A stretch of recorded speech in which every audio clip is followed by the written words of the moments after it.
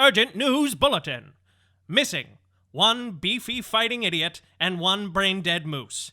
They are both considered woefully out of time and may be dangerous to themselves and their immediate family. Their inability to process simple social cues may cause them to become aggressive and unlikable to a modern audience. Approach with extreme caution and preferably open flame. We watched Rocky and the Adventures of Rocky and Bullwinkle. Yep. That about sums it up, yeah. Yeah. That is it. Thank you for the character, Sean. You're welcome. I kind of was hoping it would be more poetry this week. Oh, I'll get you with poetry later today. Okay. Oh, geez. But in that same voice. Like some Yeats. And a little Gerard Butler in there. Yeah. So, hey, everyone. Welcome to Citizen Kane Versus. Another week, another mic setup for us. Mm-hmm. Thanks for joining us. If you're unfamiliar and you're just stumbling across this episode, this is a podcast where we take a movie that is considered to be widely considered to be on the great side, nailing it. I don't have my notes up, so I'm screwing up. Comparing that to a movie which is more on the schlocky side. And we just lost all of our new listeners right there. Yeah, they're like, this is bullshit. It's also 11 in the morning, which we're not used to recording. Yes, our first AM recording. So we compare a movie that's considered to be more of a great with a movie that is considered to be more schlocky. And we ask ourselves which is better. And usually these movies are connected by some sort of loose thread. And this week, these movies pitched by Sean. I thought it was characters who talk weird, but I guess the word But I guess you're right. I never caught the Rocky thing until now. It's subtle. So yeah, that's what it is. Anyway, I'm Jack Rennie, and I'm joined by my friends Sean Jacqueline, and of course Daniel Benoit. Yay. And the podcast is today is Rocky versus Rocky and Bullwinkle. Yeah. A natural pairing if there ever was one. Suggested by yours truly. Definitely the first time these movies have been compared in any sense. That's what if we're doing or even anything just right, spoken about in the same sentence, I think. If we're doing anything right in this podcast is that we do generate some original conversations. Yeah. By just doing something that no one else has ever done. It's a very positive way to put that, Jack. I think so. I also realize I'm still wearing headphones and I can't hear anything through them, so I'm taking them off. Okay.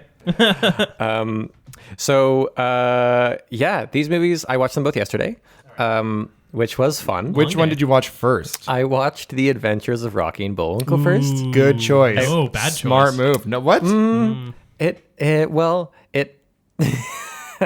I think it was a good choice.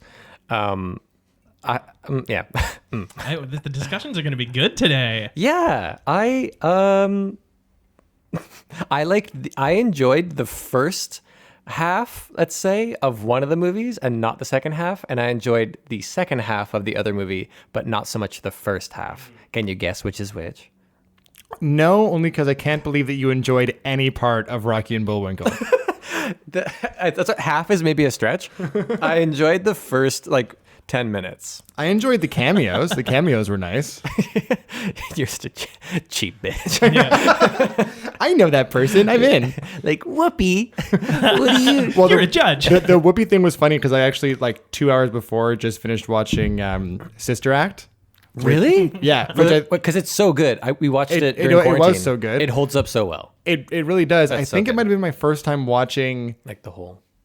Well, anything with Whoopi Goldberg in it. Really? I think so. Yeah. Well, you got 2 in one day. Exactly. I liked her better in Rocky and Bullwinkle. As Judge Cameo? As Judge Cameo. Yeah. Her little fangirl moment was pretty funny. Yeah.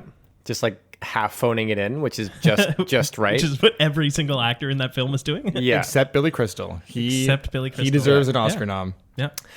So let's get some, this week, some very quick synopses, summaries.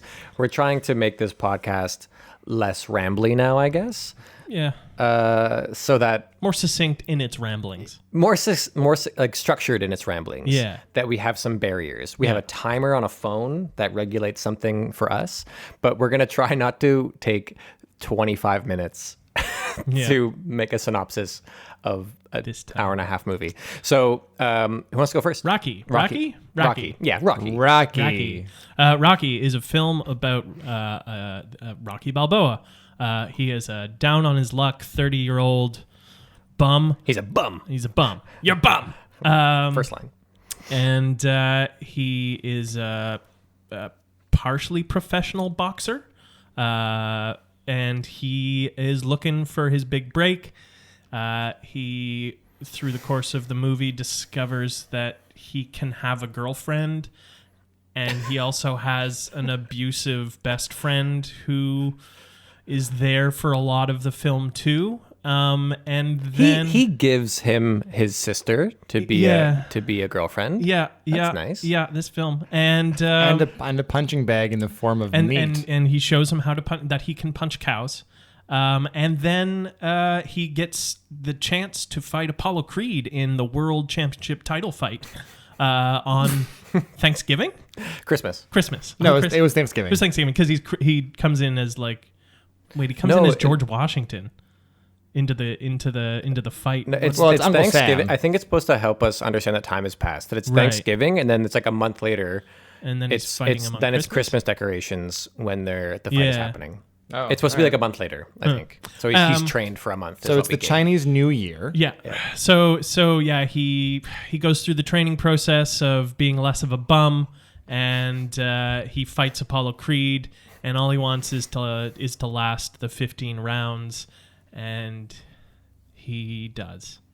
End of film. Then really like end of film. Why do I get the impression that you didn't like this movie? I hated this film. Ooh. What? This film was rotten trash. Oh shit. That's too strong. This film had some elements of intrigue, but what the fuck? Anyways, I go on with don't know that you and I can be friends after this podcast, man. And you sound like you liked it too much. Okay, well, we'll get into it. Yeah. It's a hot take. Because, I came prepared this week. I actually wrote down a synopsis after the experience that was Rocky and Bullwinkle. You managed to write down a cohesive synopsis for this movie. Rocky and Bullwinkle. Let's see. Sort of look at your book, and it's just like it's a drawing. It's a series of It's just Daniel plus R&B. Yeah. Okay, but hit us with it. Go for All it. right, here we go. When Rocky and Bullwinkle's arch nemesis, Boris, Natasha, and fearless leader dig their way from Plottsville to Hollywood after being thwarted by the falling of the Iron Curtain, they hatch a plan to get fearless leader elected president by buying every cable network in America and turning everyone into zombies by playing nothing but bad TV and using a machine called the Quality Control Machine to exaggerate how bad the TV is. America's only option is to bring Rocky and Bullwinkle into the real world using the green light box machine, a machine literally designed to bring cartoon characters into reality. Rocky and Bullwinkle must make it to New York in time to stop Fearless Leader's national address, meeting celebrity friends and overcoming ridiculous obstacles along the way. Well done. You didn't even mention the star of the movie, Piper Perabo. Also, Piper Perabo of Coyote Coyote. Ugly fame is one of the stars of this movie. I'm half certain they were filming at the exact same time, which is why John Goodman happened to be probably next door where they were filming Coyote Ugly. Like maybe, And right? they were like, "Do you want to be a sheriff?" And he was like, yeah, all right. Yeah, okay. I'm gonna set the timer. I can honestly say, and the timer started. I can say that I would have enjoyed this movie more if Piper Perabo was dressed in her Coyote Ugly attire. Damn. She had some smart suits in this film, I would say. Costuming, great job. Yeah. Everything else, less so. Yeah, exactly. Man, I had a riot watching this film. Okay, but Sean. this is, first of all, what Sean. are you high today, man? What's going on? But also, this is like a childhood nostalgia film for you, right? Yeah, I realized that as I was watching it that a lot more of this film was in my brain already than I was expecting. I probably haven't watched it for 15 years, but I think when it came out, I likely watched it, rented it week after week, probably. I've never seen it. I'd also never seen Rocky. This was a fun, new week. 2 new movies into my knowledge. I realized as soon as Rocky started that what I thought was Rocky for my entire life was actually Rocky 2. Yeah. So I've never seen Rocky. I've only seen clips of the one where they live in a mansion and they have a robot. Which one is that? I think that's Rocky 2. I think that's... Or It might be 4. who's he fighting in it? I don't remember. Okay. It could be any of them. That's after he's... Well, no, it wouldn't be Rocky 2 because in Rocky 2 is when he fights for the title, so he's not rich yet. So it's probably Rocky 3 or 4. And then he fights communism in Rocky 4. That's 4. I Maybe think it's 3 then. Rocky 2 is him versus Apollo Creed. Rocky 3 is him versus Mr. T. Rocky 4 is him versus Russia, and Rocky 5 is him in a street fight with one of his students. Oh yeah, I've seen a bit of that one too. And then there's Creed and Creed 2. And then also Rocky Balboa, Rocky Balboa. And then there's which I think he got an Rambo. Oscar nomination for. Well, he won an Oscar for Creed, Best Supporting, I'm pretty sure. He won I think he also directed Creed. Yeah. Yeah. I think so, yeah. This I didn't look it up, but I've heard it before. Maybe you can flesh it out. Flush it out. Yeah, if you could flush it out of my system, please. Yeah. The story behind Rocky is cool. Like, I mean, it's a lot that Sly Stallone has essentially made so much of a career out of this one character, and ridiculous. Some of the storylines, they're quite ridiculous. But the original story is quite amazing, right? He really was broke. Yeah. He wrote this script. He took it to someone, and they were like, "We'll do it, but not with you." And he was like, "No dice. No, you gotta do it with me." Yeah, you gotta do it with me. So he sold his dog or something. He had to give away his dog because he couldn't afford it. The dog in the movie is his dog. Because then he bought it. He bought the dog back. Oh, did he really? Once he got the money, he like fully. I think not because he like sold the dog for money, but he couldn't afford to look after it. Right. So he had to like give it away. But then he bought it back once he got like the money. I'll be back so you didn't win. Hey, don't wait, dog. I'll be back in no time. Oh my god, I was gonna start my own timer to see how long it would take before that started. Yeah. So I looked this up. He was broke. I think he was doing like 1 or 2 softcore porno films before this. Yeah. And I think I've heard that he was living out of his car or something. Mm-hmm. It's like to really that broke, level. Really like broke. Really like true broke. And then he watched a fight between some underdog boxer and Muhammad Ali. And the underdog went the distance, which I didn't realize boxing was 15 rounds. I thought it was 12 rounds. I have no idea. It was very confusing for someone who has no idea what boxing is. Mm-hmm. Yeah. So he watched this fight where the underdog went almost the distance with Muhammad Ali, but Muhammad Ali, I think, TKO'd him in the 15th round, and then wrote the screenplay for Rocky over 3 days. Yeah. And then started shopping it around because he had an agent for writing, and he was shopping it around, and it got a lot of interest. But he was like, I'm not selling this unless I play the lead. Yeah. And he stuck to it. Dare I say, it shows he only wrote it in 3 days. Yeah. A lot of the movie seems like he's improvising, and it's sometimes like, this feels genuine, and most of the time it feels like, oh dear. Oh no. Oh, I can't believe you guys had such a negative experience with this. I loved it. I loved this movie. Yeah. I thought it was the best I've ever seen Stallone. I thought it was weird to see such a young, non-HGH Sylvester Stallone. Right. But I thought he had like a grounded, subtle performance. I thought that the acting is all there. It's highly caricaturized. But he saw Brando in Streetcar Named Desire and was like, I was thinking that. And he's like, can you give me a gross apartment like that? And can I wear a tank top tucked into my pants like that? Can I brutally assault a woman? Can I assault a woman? And can I mumble my Not words? brutal. Brutally assault is a bit of a stretch. Okay. Can I assault a woman? Yeah. Okay. I'll give you that. I have in my notes that was just a thoroughly I just have 70s romance is what I have in my notes. Oh man, my okay. I made a specific note about it where it's like, where is it? It's like essentially the whole point is like, and so the moral is she says no, but keep pushing repeatedly. In case they want it real bad. Yeah.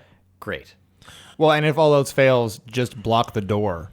Yeah. Forcibly prevent her from exit. Like maybe she wanted to leave because you had a mattress strapped to the wall with a knife in it, like a combat knife in it. And you were on a couch with a bunch of newspapers and beer bottles literally stuffed into the top of it. Yeah. That maybe she. It's a nice couch. Maybe that's my Stallone. Good movie. Yeah, it's a nice couch. I can't imagine what the smell in that apartment must have been like with all those animals too. Yeah. So, yeah, maybe she just wanted to leave, Rocky. Maybe. Well, she didn't want to go in before when he's like at the front door. He's like, "Do you want to come in?" She's like, "No, I have to go home." "No, come in." No, I have to go home. Just come in. No, I have to go home. It's like- just come in. He wrote it into the script. Or he was improvising. Yeah, maybe. Yeah. That's what I mean. He's like, oh, no, come on, the door's open. Door.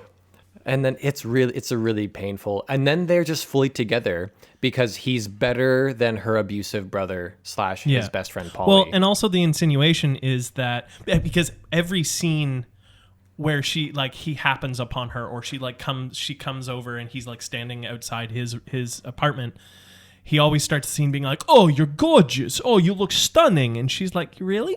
So the whole insinuation with her character is that she's been so put down by her brother that she doesn't see her own, and her mother, that she doesn't see her own beauty.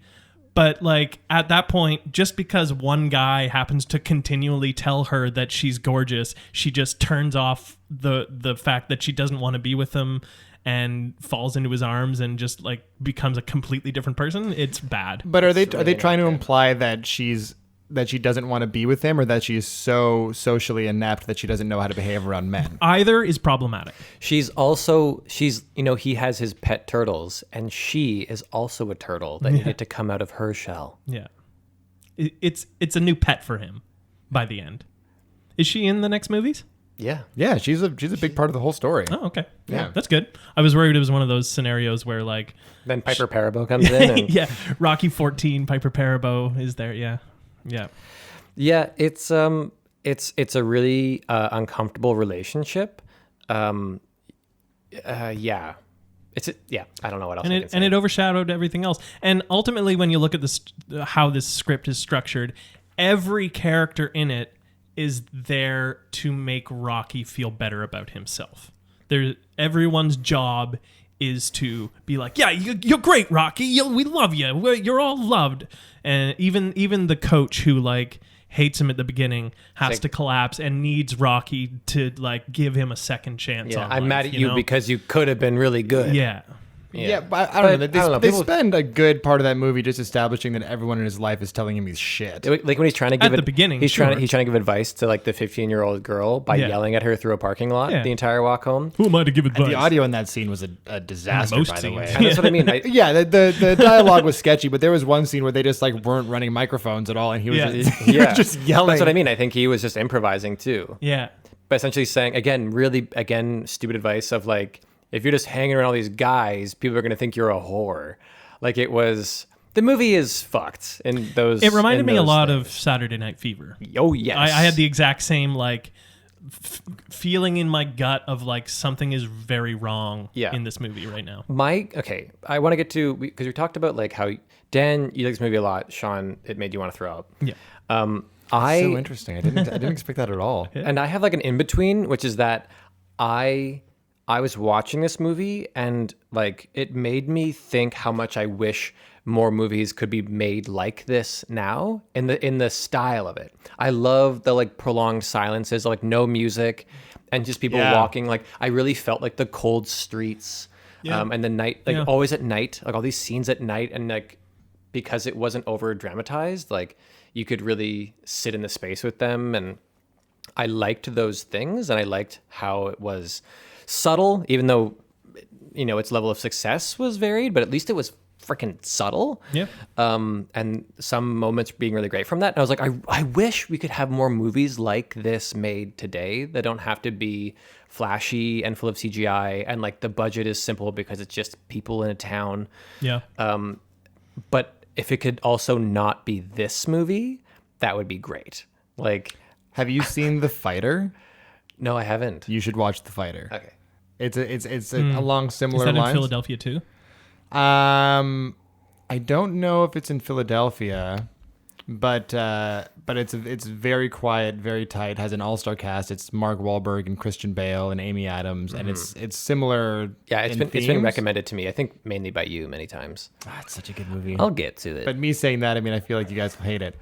I saw it when it came out, like 2011, 2012 or something. I think I saw it on the Movie Network when it came out. And yeah, it's. I remember having a good time. It's in line with kind of what you're saying, though, about movies being made kind of more quiet and subtle and less flashy and kind of blockbuster-ish. Yeah.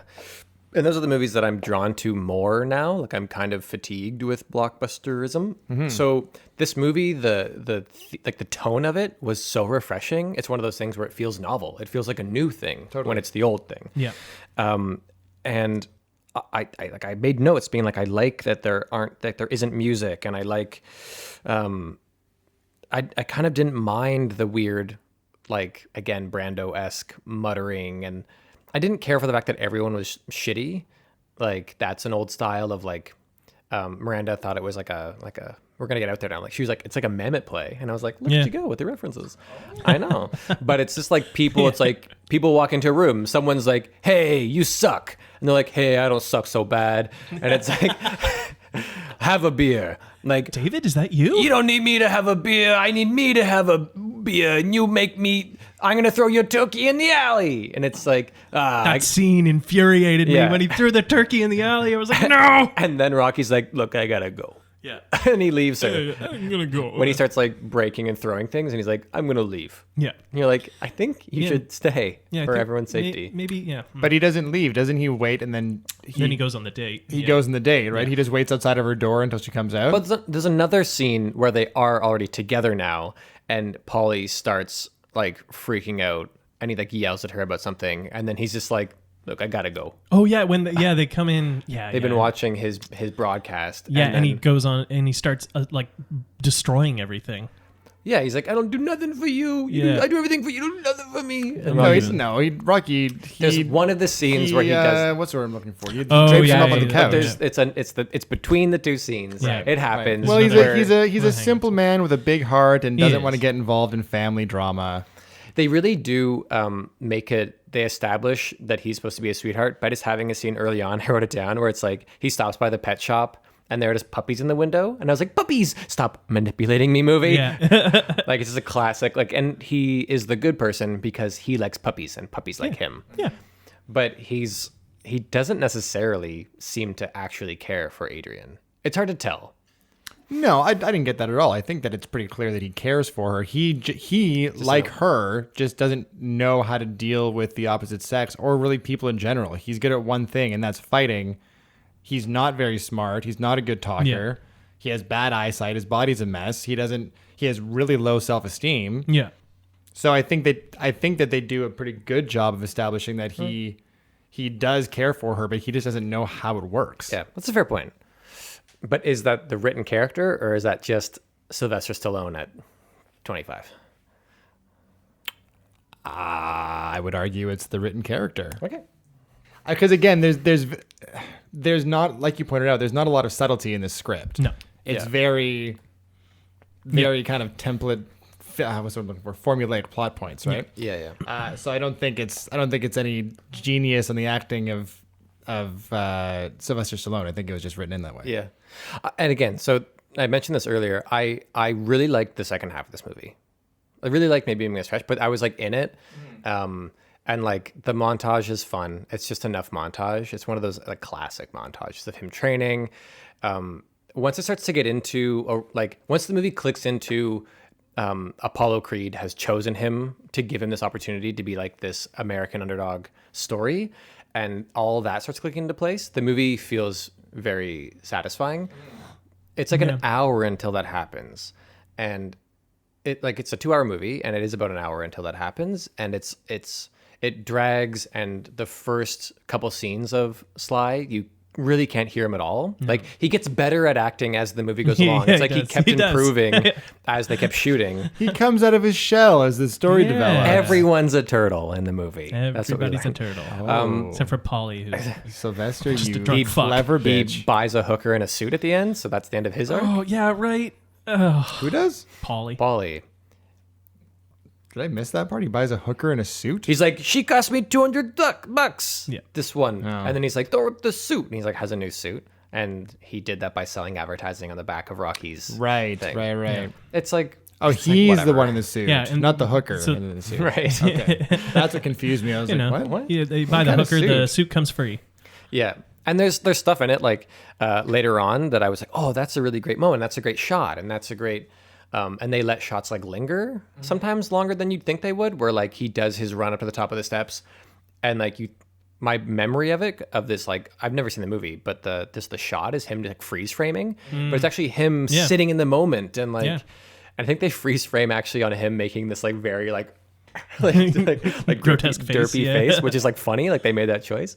But also there's a great moment that I made a note of where Apollo Creed, who's an interesting character because it's in the 70s. He's a black man who is a wealthy, intelligent, charismatic, Business savvy, top athlete. And Carl Weathers is ripped in this film. He's shredded. Oh, fuck. And who people take seriously, and white people where he's like no, we're gonna do it this way, and the white people in the room who like our producers are like, that's genius, and people ask him like, what do we do, and he's this white secretary, like he doesn't, someone else does, but he has like, and no one questions that, and he doesn't have to play any sort of racialized character. He just gets to be a black person who is like taken very seriously and is successful and prominent, and that's kind of cool to see in a movie in the 70s compared to Saturday Night Fever, for example. But there's a great scene where he's doing business. The whole point is that he's caught up into selling the show as like a publicity stunt. That he's not taking the fight seriously in training, but Rocky which really happens. That's a real problem in professional fighting. Yeah. George St. Pierre, and then John Jones, and then one of his coaches or whatever is watching Rocky punching the meat on the television. Yeah. It's a great piece of nonverbal storytelling where it's just the shot and you hear him and he's really going for it on the meat, and the coach, and you hear Apollo talking in the back, and the coach is like, hey champ, like, you should come look at this. And he's like, yeah, no. And like, cool. Like they didn't have to like do a whole extra scene. No. That's great, really subtle, awesome storytelling of like real tension building of like, oh shit. Totally. Except I wish that Rocky had even just an ounce of technique when he was throwing those punches. Yeah. I was confused by that scene because he doesn't look like a dangerous boxer. He just looks like a fucking hooligan. Psycho. Yeah. No, but Dan, he was going for runs in the morning. Could you imagine turning on your like morning news and just be like, here we are with some brain dead dope who's about to punch meat for a bit. Hey, then it's just like 2 minutes of continual shots was a long time of him like punching a dead cow. Hey, Italian stallion, and can you with punch no these gloves, carcasses? just him bloodying his knuckles. Yeah.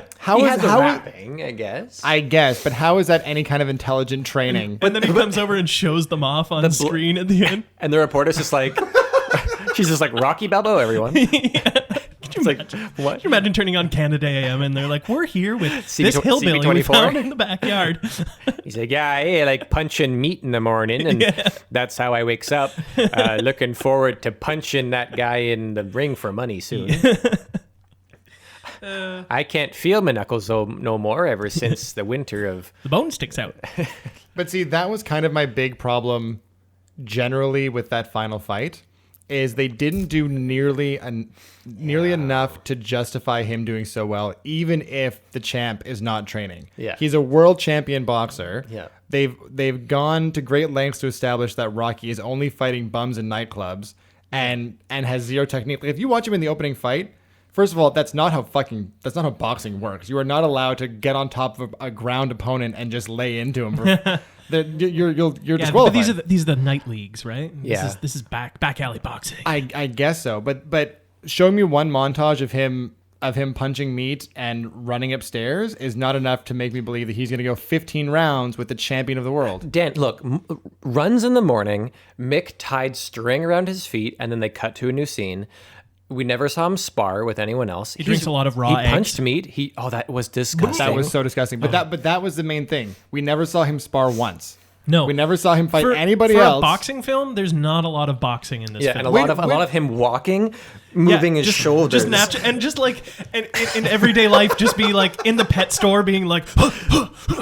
and like in people's faces a lot. You'd be like, yeah, so I'd like to take you for a date, and like throwing air punches at her face. And she's like, please don't hurt me. Yeah. Well, I'll come inside if you please stop doing that. I mean, I did appreciate that. It's mostly him walking down streets, actually. And bouncing a ball. Bouncing a ball, moving his shoulders. He's got great hand-eye coordination. Yeah.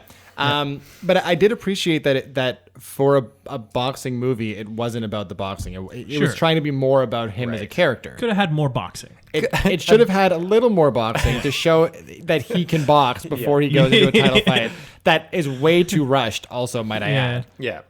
It's way too rushed. I was thinking too about like the rules of boxing while watching it. I'm like, oh wait, do I know this? Like I wish I was a bit more clear. Okay, 15 rounds, but how long is a round? Is it like a minute? A round is 3 minutes. It's 3 minutes? I think. Okay, I think it's because- 12 rounds. I don't know when 15 rounds was a But was a then thing. I thought they were going to give us a full last round, but then it's literally 20, 30 seconds and then Yeah. the bell rings. And I was like, oh, so it was around 30 seconds? I feel a bit confused. Well, my theory is twofold. One, they didn't have good enough fight choreographers to show us enough of the fights. If they did it all. Because there were moments. See, here's what confuses me. There are moments in that fight where they show a jab and there's like a foot between Yeah. the face Yeah. and the glove, And he's... and yeah. and he, He's yeah, and he's to it. reacting. You mean the 1,000 jabs that he takes to the face? Sorry, go on. But also, I read that both actors got like severely injured Yeah. shooting these fights. That also makes sense. Broken nose, bruised ribs. But So- it was reversed, right? It was Carl reversed. Weathers hurt his nose and Rocky hurt his ribs. Exactly. Or So Sly I'm, hurt his I'm ribs. confused as to whether they were actually just punching each other or didn't know how to. Yeah, that's why you mentioned like fight choreography. I mean, I didn't check the credits. I wanted to talk to you about fight choreography actually, So which I'm putting in air quotes. let's put it in the biggest of fucking air quotes. This is something. Okay, I'm gonna give a slight. Not that I'm like a super pro professional. Again, Miranda has kind of mentioned in the past. She's like, no one knows who you are, and we've debated. Not like we are anyone. That's the whole point. Is that we're just guys talking about this. I'm going to talk about this a little bit because I do have knowledge in stage combat, like simulated violence. That's something that I do as part of my profession. So this movie has, first of all, a lot of air punches, which aren't necessarily bad because boxing does have a lot of air punches. People miss. Like that's actually could be very cool if they factor that in, except they're clearly not meant to be air punches because people play them as being hits. Every time someone swings, more or less, it's a hit unless it's a really intentional Rocky misses. But most of the time, it's like you see an air punch and someone gets hit by it. He takes 1,000 jabs to the face, which is silly. Sometimes they really get it right. They have a couple shots where it's like they set up the angle for the camera and they get a really nice looking uppercut and you feel the impact of it and someone goes down and you're like, that makes sense. They have Were like they doing 3 of those. Actual like contact hits for the body shots too. And then it looks like Yeah. they punched each other a whole bunch for real, is the final note. They were like scenes of like, just go, like feel it out, and the camera people are just gonna be moving around and they got what they got, which is a bunch of air punches and Sly playing like he's getting hit. And then they were like, but let's get some body shots. And then it looks like they just wailed on each other. Like it looks like they are throwing full, which, you know what, like you can do kind of, like if you have the gloves on, like you could always add safeties with those gloves. Like you could make them way more padded, but I don't think they did. I think they had genuine boxing gloves and I think they were just literally punching the shit out of each other. So I'm not surprised that they got injured a whole bunch because I think no one was doing anything. And they trained for this movie, did they not? Or did they train more for later movies? Like, what was the deal there? Do we have any idea? I don't I know. actually don't know at all if they trained. So- I mean, they'd obviously trained They in must terms have. of weightlifting and stuff. Like they body built. Yeah. Yeah.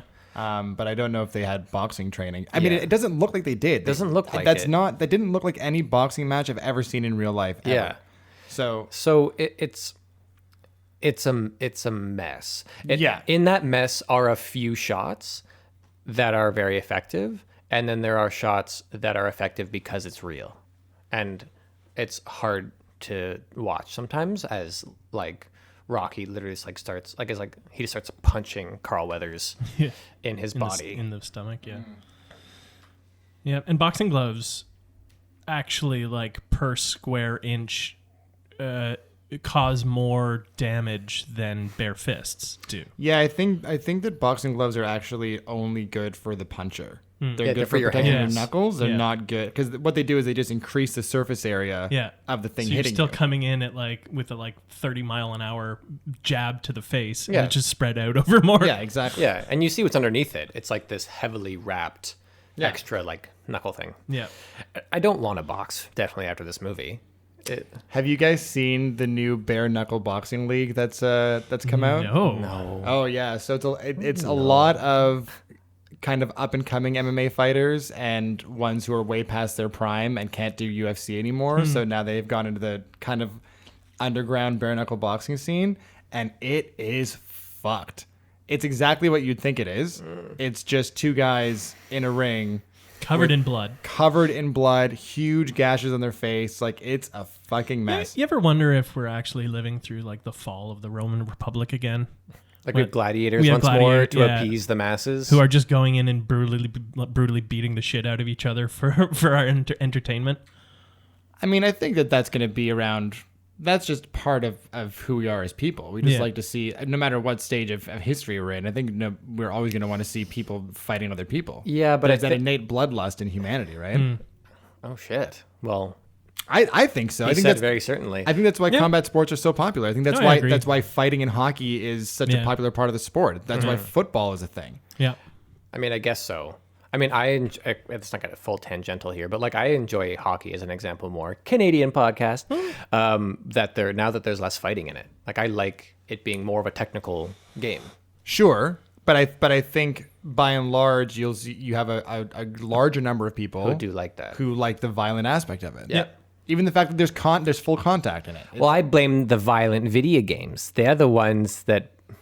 That's what it is. Grand Theft Auto turned my son into a hockey-loving brawler. Yeah. I don't know why I'm from New York. Because it makes sense. It makes sense.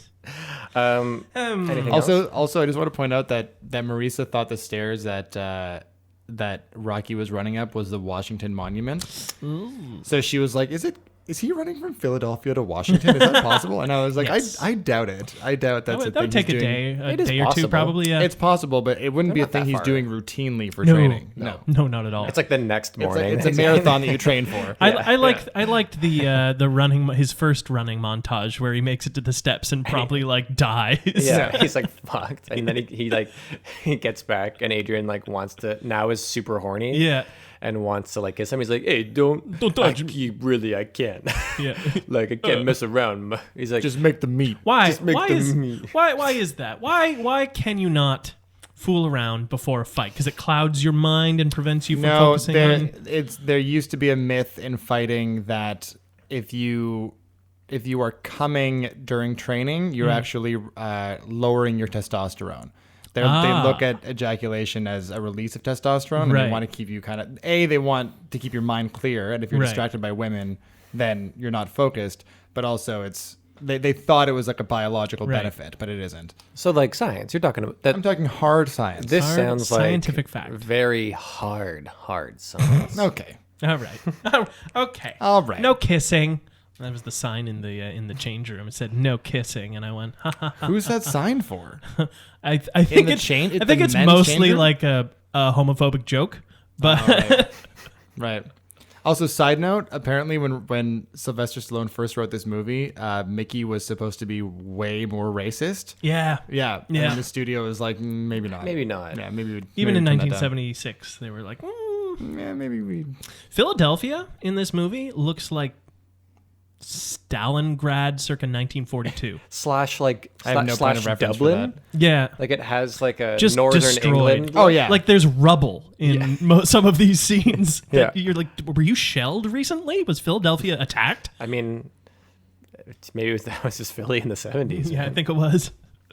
Poor Philly. Yeah, I like the look of this movie. Like like I said, I do enjoy the shots of him just like roaming the streets. You get this idea that like again, it's the storytelling that he's directionless. Yeah. Like he's aimless. He doesn't really belong. He has and then you see his apartment, and I liked spending time in his apartment with him and just like seeing his. You're like, oh man, like this is it. Like they this do is a you. really good job of establishing his character and how down on his luck he is. sure. And like, which is why I like the fact that it's not just filled with boxing. It's just about watching this guy kind of pull himself out of the slums. And it's a mix of seeing, like learning that through the scenery, which I think is great. Like I said, I have a note. Like I like just spending time in his apartment with him, and because I'm learning stuff about him. Yeah. And then they have like one of the first lines of dialogue is him finishing this fight, and there's someone going, "You're a bum," and I'm like, oh, if only you could have resisted. Before he bums the cigarette off the guy that the guy is already smoking. Yeah. Yeah, sure. You can have this one. No, it's like we're kissing. Fun fact, this won the Academy Award for Best Picture in 1976, and it beat CKVS contender from weeks ago, All the President's Men. Oh, damn. I can see that. Yeah, that makes sense. I can see that. One is like a pseudo documentary. Yeah, I understand why. Yeah, I understand. And why. and name another movie from that time that is like Rocky. Saturday Night Fever. No, not really. Not really. Tonally, sure, but in terms of its content, Yeah, no. I mean, replace boxing match with dance competition. It's very similar. there's way less racism, drug use, and sexual assault in Rocky than there is in SNF. Again, that scene with him and Adrian is like it's hard. Sure. Problematic, absolutely. And it could have been handled far better. But he's not raping her. There are multiple full-blown sexual assaults. Right, I forgot about the blatant. The blatant rape in the backseat of that car. Yeah, sorry, that's not. Yeah. My goodness. That film. So I think it also won best sound. And that shocked the hell out of me. I think that's the other one it won, or at least it was nominated. And I was like, really? What trash was made? Probably because of the typing score. Yeah, I guess so. Because some of the dialogue audio in this film is. There's a full scene when Polly's just thrown the turkey out the door, and Adrian storms down the hallway. There's click, click, click, click of her heels, and then Polly has a line, and they have to cut the mic from her that's picking up her heels so that they can put his line over top, different mic, I guess. And so her heels just completely disappear as he says his line, and then cut back in, and she slams the door. Oh, jeez. They also ADR in a few moments of this. In particular at the very end after they finish the fight and they embrace each other, and then they're clearly not speaking and it's very clearly ADR'd, where you just hear Apollo being like there isn't going to be a rematch, and Rocky's like, there doesn't need to be one, or something like that. Yeah. It's just like, wait, why did you need those lines? Oh yeah, no rematch. And then the movie, and then he finishes. It's genuinely a bit moving when he's was just calling for Adrian. Totally. If I'm being honest, I thought it was silly. I was laughing. But by that point, you already hated this movie so much. I got into the fight, to be honest, because things were happening that were climactic and were I thought Carl Weathers was phenomenal in this movie. Yes. So and he had the most screen time in the fight, and the way he performed his role through the fight was great. So I was captivated by him. And then it ends with him screaming Adrian and her screaming Rocky from the other side, and then I love you. End of movie. End of movie. Boo. Which is stupid. I love you. Another movie that just abruptly ends. Yeah. But the I love you is so sick of it. Yeah. Even Marisa this time was like, "What? Why is it over? Where's all the good stuff? Where's them buying a house together? And where's the Rocky 2, baby?" Yeah, literally. Yeah, actually, that's what I told her. I was like, "There's 4 other movies." or just maybe he sits down and Mick says something to him "You did it, kid. You did it. He did it for all of us." I don't know. Some kind of cool down speech in the locker room or something, or he goes back to his apartment and or what? Just give us something of but not just I love you, blackout. Done. And that was silly. Freeze frame first. Yeah, freeze frame. Yeah. But I it's because one of the things they established with the character, which is also interesting, is that he's not really able to understand or interested or whatever with fame or hype or the show. No, yeah. So all the times people are trying to reporters are with him, he's just like, what are you doing? And who are you? So when they come up, he's he's done this amazing thing, and everyone's like, hey, Rocky, wow, wow, wow. And then he's just Adrian, just calling for his love. If it had just been It's that, primal. It's like it speaks to a raw nature inside of us all. Yeah. I liked it, and then it goes on, and then the whole back and forth. Yeah. And I love it. It kind of. So maybe that's what. Yeah, that's. But what just I the was initial, like when he laughing at. first like doesn't respond to them, Yeah. and calls for her, like calls her name. I was like, oh, that's Yeah. actually quite moving. Yeah. But- And everybody loves Rocky. That's the subtitle of this film. Speaking of love for Rocky, I have in my notes, does love cure eyesight? Because if you notice, after Adrian gets with Rocky, she just stops wearing glasses. Yeah, I love. There should have been one line of dialogue. Hey, have you tried contact lenses? That was like walking. That was like a sly walking mix. Do you think that was like walking? It was like a mix. It was walking-esque. Yeah. Okay. Yeah. Oh goodness. But he has a line where he basically tells her that she's pretty without glasses, and then suddenly we never see them again. Yeah. He's like, I always knew you were pretty. Because he needs the world to be exactly how he wants Because they like very almost in a silly way, they have her in like this giant overcoat and glasses and a ridiculous toque that like to reveal her beauty just means literally like removing the blankets that she has wrapped on her body. So it. Well, Well, it's revealing that she's a beautiful woman. She just doesn't see herself that way, so she covers herself up, Jack. well, speaking of the revelations of leading female characters, Piper Perabo. that's Pepper Pipertoe. two Piper Parabo suggestions in a row for me. I wonder what that speaks to. I think it's really clear and obvious. You like bad movies. You like bad movies. But let's talk Rocky Bullwinkle, shall we? I think we've got some stuff to say.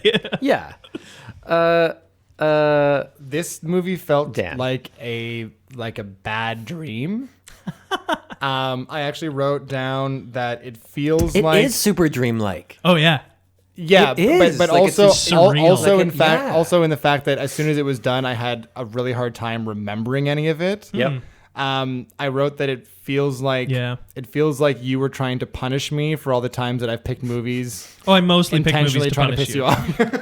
That's most of this one. I didn't think Aaron and I had a like Aaron wasn't paying attention the whole time, and there was a lot of the movie where I was like, but there were some genuine moments where I was laughing my ass off. at this There was a film. couple of good moments, but I had to literally fight to finish this movie.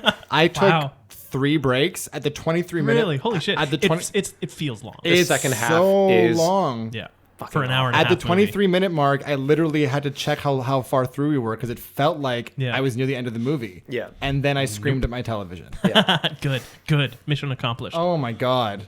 Oh my god.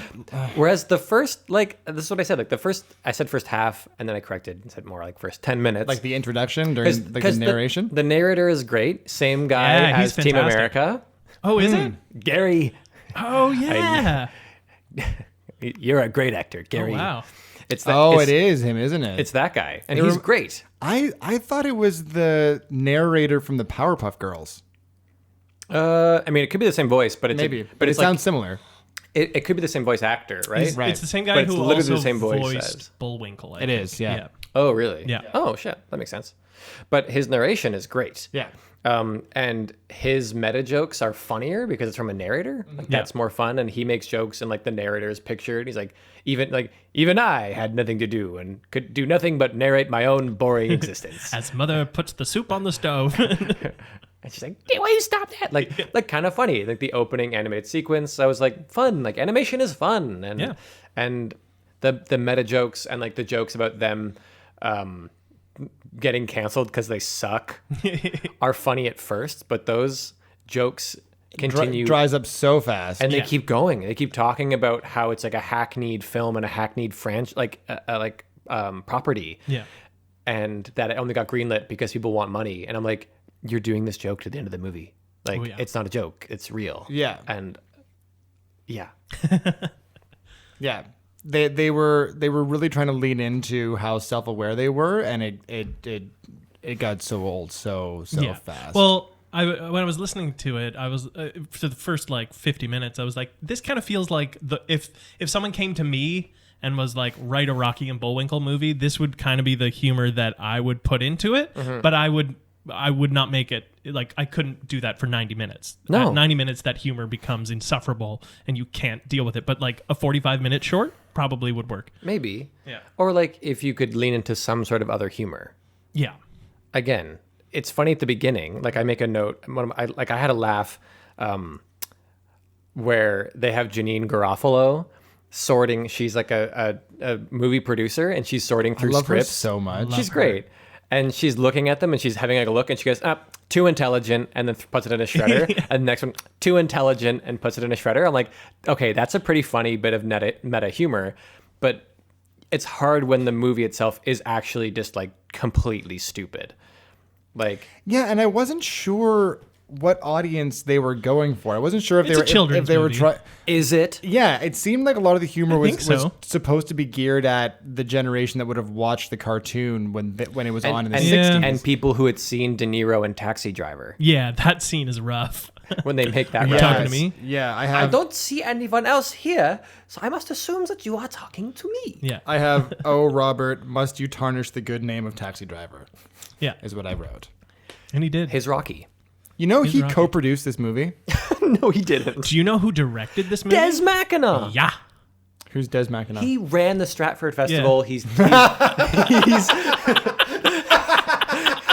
like one of the like major theater festival companies in Canada. He's taken shows to Broadway Yeah. multiple times. Yeah. And I saw that at the Award-winning. end. Yeah. Directed tons of shit in And New I had York. to look it up to confirm. Of course, no one else has that name. No. But I was like, how the hell did he get involved with this? With Well, De but Niro also, and how did Parabellum? they get so many big name actors to sign on for this film? It's money. loaded, I guess. But Honestly, But still, though. I bet this Right. film was probably the most fun they'd had, like, doing a film in a long time. You have to guess. Yeah. I would hope. But De Niro didn't get to do anything fun. He got to do a hammy German accent. But like, he's not in that much of the movie, and he No. doesn't get to like physically do. He just No. says some exposition sometimes and goes like, "Are they dead yet?" And they're like, "Oh, yes, feels as leader." Like, also, it's were they supposed to be German or Russian? The Henchmen were Natasha and Plot- Boris. Plotsville. Pottsylvania. Pottsylvania, yeah. Plotsylvania? Pottsylvania. Pottsylvania. Which I guess is just a country for bad guys to go and live in. Yeah, if it's like they a are- villainous Yeah. Eastern European. They're supposed to be Eastern European, but of a non-existent nation. It's in Which the is an cartoon excuse world. for them to not have to actually do any kind of specific accent. Yeah, Yeah, well, I think they vaguely were Russian. also, because like in the 50s, Boris. 60s, when the cartoon was made, the bad guys were the Soviet Union and like Eastern Germany. Right. So it's like bits of both. So Fearless Leader seems to be more of a German a little bit, and then Boris and Natasha are like, "Oh, Boris, Yeah. why won't you do this to him?" That woman got so many Razzie nominations. Renee Russo. Uh-huh. She also got a Best Actor nomination from the Saturn Awards for I this saw film. that. I saw that. Okay. And Jason Alexander trying a lot of things and mostly none of them working. Honestly, he's the best part of the movie. Yeah. Like, if I'm Which- being dead which- serious, Which says a lot. I was so excited when I saw that he was part of this movie because I've never seen him do anything outside of Seinfeld and a one-off episode of Community. Yeah. And I was so sad. I was so Well, yeah, you're not disappointed. going to get any like brilliant acting performances in this schlocky piece of shit film. yeah, And what a schlocky piece of shit film it was, it Sean. really It was. was. Well done, Sean. Yeah. Well done. This is definitely schlock. Oh, absolutely. Of the like one of its purest forms. Yeah, it's honest. To the point where it'll be frustrating it's like frustrating to watch it if you aren't familiar with like a grand scope of Hollywood actors. Yeah. And it'll be frustrating to listen to, I'm sure, because we're just gonna be like, oh yeah, and then John Goodman was this, and then this person was that, and then Whoopi Goldberg has no eyebrows still. And also for anybody who actually follows along and watches these movies beforehand to listen to the podcast, I'm so sorry you had to do that because that movie sucked. I'm not. I'll stand by this It's, film. it's the fun of the experience. Yep. I'll stand by this film. I think this film's better than Gods of Egypt. For sure. Ooh. That's debatable, man. That's debatable. When we do an All-Stars episode of like worst of worst, Bads versus bads, yeah. shit, that'll be really Losers hard, versus actually. losers. I don't know that I could watch this movie again though if we had to do that. I really don't know. I honestly Wow. barely made it through the first time. Granted, I was really tired. I haven't been Right. sleeping very well lately, but it was It's an aggressive film to watch. Well, it's just this constant onslaught of nonsense. Yeah. Yeah, it's a cartoon. And I was hoping that, okay, I saw 90 minutes kids movie. At least it'll be a simple plot that'll be somewhat fun. It's easy enough that it won't require enough mental energy or a lot of mental energy. And it actually required way more than Rocky did. Yeah. Yeah, because there's so much happening. You have to like force yourself to follow what's going on. Yeah, or you're because lost. if you check out and come back 2 minutes later, you have no fucking idea what's going on. Just a correction. The best character in this film is Oli, the simple-minded but impressively handsome prison guard. Agreed. He Agreed. is- I he loved is his character. The best. Yeah. But what if we have to have a soda? And he's still sitting there. So she ditches him to escape from prison, this really naive but beautiful Scandinavian prison guard. And he sits on the curb for days and waits for her because he's so naive. And she comes back and he's so happy. And he has a 5 o'clock shadow and is grilling burgers in the sidewalk. I thought that was really clever. That was funny, but not to sound, again, too woke on the podcast, but can we talk about this whole prison side story Where that she's has just to thrown in happen? prison? She's thrown in prison by John Goodman, who pops in from their other movie together here's a funny line that I didn't quite get, where he's like, yeah, and I'm not really John Goodman. Like, I think it was just a tongue-in-cheek, like, Yeah. he is John Goodman. but like kids don't know who John Goodman is. That's why no. I But mean, in the anybody who watched 90s, Roseanne yeah, would. any family who Mainly watched kids. Roseanne, he did a lot of, like, I guess Monsters, Inc. and Emperor's New Groove had just come out. I don't know. A movie where you don't see John Yeah, Goodman. But kids you hear don't him. know voice actors. Anyway, but the police show up for some reason and they arrest Piper for some reason, and then they take her to jail for some reason, right away. Yeah. For stealing the truck, I think? Well, Stealing the and truck, maybe? pretending to be an FBI officer because Natasha called in that she was Officer Karen Sympathy. And Didn't catch any. Okay, this is what we were talking about. Like, you Yeah. have to really pay attention to understand why things are happening. yeah, so they think Karen Sympathy has a Russian accent. So when she's like, I'm FBI Officer Karen Sympathy, they're like, no, you don't. You don't have a Russian accent. Yeah. Right. Yeah. Okay. Again, missed all of that. And then she goes to jail, and then she gets out of jail by romancing an officer who reciprocates heavily. Oli, the simple-minded but impressively handsome prison guard. And he he reciprocates completely, which is also weird. Yep. Breaks her out of jail, which is whatever. Which we don't see happening, right? She's in the back of a truck that has hay in it, which is in lots of prison prisons. stuff. Oh, yeah. Prison stuff. And then she abandons him at the movie. It's whatever. But it's all just a weird storyline. And also the police in this movie always pull out their guns a lot. Yeah. And always say freeze a lot with Yeah. their guns pointed at people. In a modern context is very uncomfortable. How always they have their guns out. Yeah. See, my brain was so tuned out in this movie, I didn't even pick up on that. I think you were too tired. Or this movie is just really bad. It's so bad. I don't know. I disagree. I enjoyed this film for the most part. Where would you say it ranks in terms of the other movies that we've watched so far? Um, Do you think it compares to any of the classic movies we've watched? Probably not. Okay, so on like, I mean, we'll see what happens with this pairing, but fuck off. yeah. I mean, I haven't thought about my ratings actually. Yeah. To be fair, I don't have I to. think this film is actually yeah, it's kind of. this film is actually trying to make commentary. You're saying it's a dumb film, and it is executed in a dumb way, but there is commentary on the media that we are pushing on people, and how like what they're talking about with people becoming dumber and more hive-mindy and zombie-like. We're dealing with the fallout from that right now, in terms of Sure, locking but ourselves in I the think media. TV Commentary is a stretch. Yeah, though. TV makes people written dumb into the is script. not a profound No, but sociological statement. but it's also fearless leader buying as many media outlets as he can to control a narrative so that everyone falls in line with his depiction of how society should be. Watching Jack roll his eyes at that right now is It's written into my the script. favorite It's part of in this the podcast script. so far. And here Right. we have Sinclair Media, we have Fox, we have Disney, we have all No, these. Sean, I corporate- know. yeah. It's just tricky when the movie undermines that so-called commentary Sure. by itself being brainwashy garbage. Yeah. That made Dan have to sit down multiple times. You know? stand up. Right. Stand up. Sorry, stand up. I was taking breaks from the movie. Do you, Like, do you go normally for a- watch go movies for a- standing? I always stand up. At your standing desk? It helps me focus. Yeah, Dan had to go for a 30-minute run. Yeah. 3 times from this movie.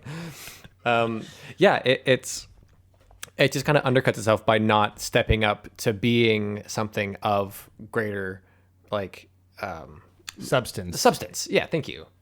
Yeah, okay, but like, I'll accept a dumb thing trying to execute, like sneaking in a smarter message and it not working because it's dumb. We'll talk about this when we compare them more directly. Yeah, because Rocky's message is, Yeah. if you force everyone to like you, then you will last 15 rounds with a boxer. Yeah, and if someone picks your name out of a book and says you get a chance, you might get a chance. Yeah. I actually thought that was a pretty clever plot point. The way they did It's the way different. they, yeah, Yeah. it was Yeah. unique. I don't know where you're getting this him forcing everyone to like him thing. Yeah, I actually Everyone I in don't the either. movie is written to just support him and be there for him when he needs them. They are all utilitarian. But I would say functions. they do that more by being foils to him. So like they just make him seem more competent and likable by being garbage humans. Right. Like Polly doesn't like, you're the best, Rocky. Just Rocky in comparison to Polly like has his shit together, and Right. compared to Adrian is like more competent talking to people, and compared to Mick, he's like a friendly person. And you know what I mean? It's Yeah, not like and they Mickey's actually- whole thing wasn't ever about acknowledging how good Rocky is. It was him trying to find a way to revitalize his own career And find his meaning. Yeah, but he can opportunistic. only do that if Rocky is okay. This movie, Rocky. Back to Rocky. Rocky literally opens with a picture of Jesus Christ, so you know exactly what the filmmaker is trying to compare itself to. Oh dear. It opens on Jesus over top of the fight. So I forgot that. Yeah, but are you suggesting that they're trying to paint Rocky in a Jesus esque light? Yes, his sacrifice. Everyone has to like give their all to his effort so that he can make the final sacrifice of being beaten into a sweaty pulp. They fight on Christmas, Dan. But who's giving their all to his efforts? Mickey gives Mickey? him meat. Paulie's no, Mickey desperate. trains him. Paulie gives him meat. Paulie gives him meat, and Paulie is desperately just trying to get in there. He gives him his sister. He gives him his That's sister. true. He does give him his sister. And Adrian completely changes herself so that Rocky can have a like stay-at-home girlfriend who works at the pet store, I guess. what does she do? The Adrian thing, I have a hard time arguing about it because I understand that how they get to that point is problematic. Yeah. But the underlying story there of these two kind of awkward socially inept people finding love with each other and that makes both of them better. Cool, but you can't leave out the context of how she finds love. Like, just saying like, oh, she doesn't know she's pretty, I'll smack my mouth on hers, and then she'll be... Sure, yeah, okay. You can't leave that out of the process of the total story of her function in this film. I guess what I'm saying is that doesn't make Rocky Jesus. The filmmaker is trying to show you that he has a redemptive arc where he must like purge himself of his sins and be sacrificed in a way so that all of these people's lives can continue forward. It's all reliant on Rocky. Jack, what do you think? I just don't connect with Rocky and Bullwinkle as characters. That's true. The animation to pivot, the animation in Rocky and Bullwinkle is hard to watch. Well, it's 2000s animation, Yeah. right? I do like though that just gonna get us out of there. that when Bullwinkle is drilling Piper Parapow Thank you for coming with me completely, by the way. in the courtroom. And he's throwing all these hard questions at her, and he's like, "Why are they not cartoons, but we still are?" I was like, "Thank you." That's the only question I had in this movie. Yeah. Fuck you for not answering I- it, but thank you for asking it. And I enjoyed some of the times when they tried to take cartoon gags, the one that stands out in my mind, and they tried to recreate them physically in the real world, like when Natasha and Boris, they get, they're on the side of the road and they get foiled and they peel off in the truck and all their explosive equipment falls out the back, but the sign still stands up and stuff. They practically did that, and it's cool to see them attempt to do these cartoon gags in real life. Yeah, I like that too, that moment. Yeah. That particular moment. Yeah. I didn't care for the scene much before it, where they're like throwing dynamite on the road and it's blowing up like not dynamite. Yeah. And they were doing this weird thing where this is, you asked the question, Dan. We go, who is this movie for? Where they wanted like a action movie, like kids like cars driving around. They even joke that it's a road movie for no reason. Yeah. And then they have like explosions and then like swerving, and then they have to jump out because there's a sharp turn, and then they totally crash and blow up a car, but they put all these like cartoon sounds over it. Maybe they thought it was too dark and scary, so they added like over top of it. That I was also like, wait, do kids like this? Or are adults supposed to like this? Well, I see that's what's confusing, because I thought that kind of stuff was thrown in for kids, but the entire opening narration is clearly written for an adult audience. Like, no kid is going to understand jokes about collecting residual checks. No. Well, because your show got shut down or whatever. You know what I mean? Oh, I'm sorry. Wait, I just realized it's totally for kids because of all these separate characters played by kid favorite Jonathan Winters.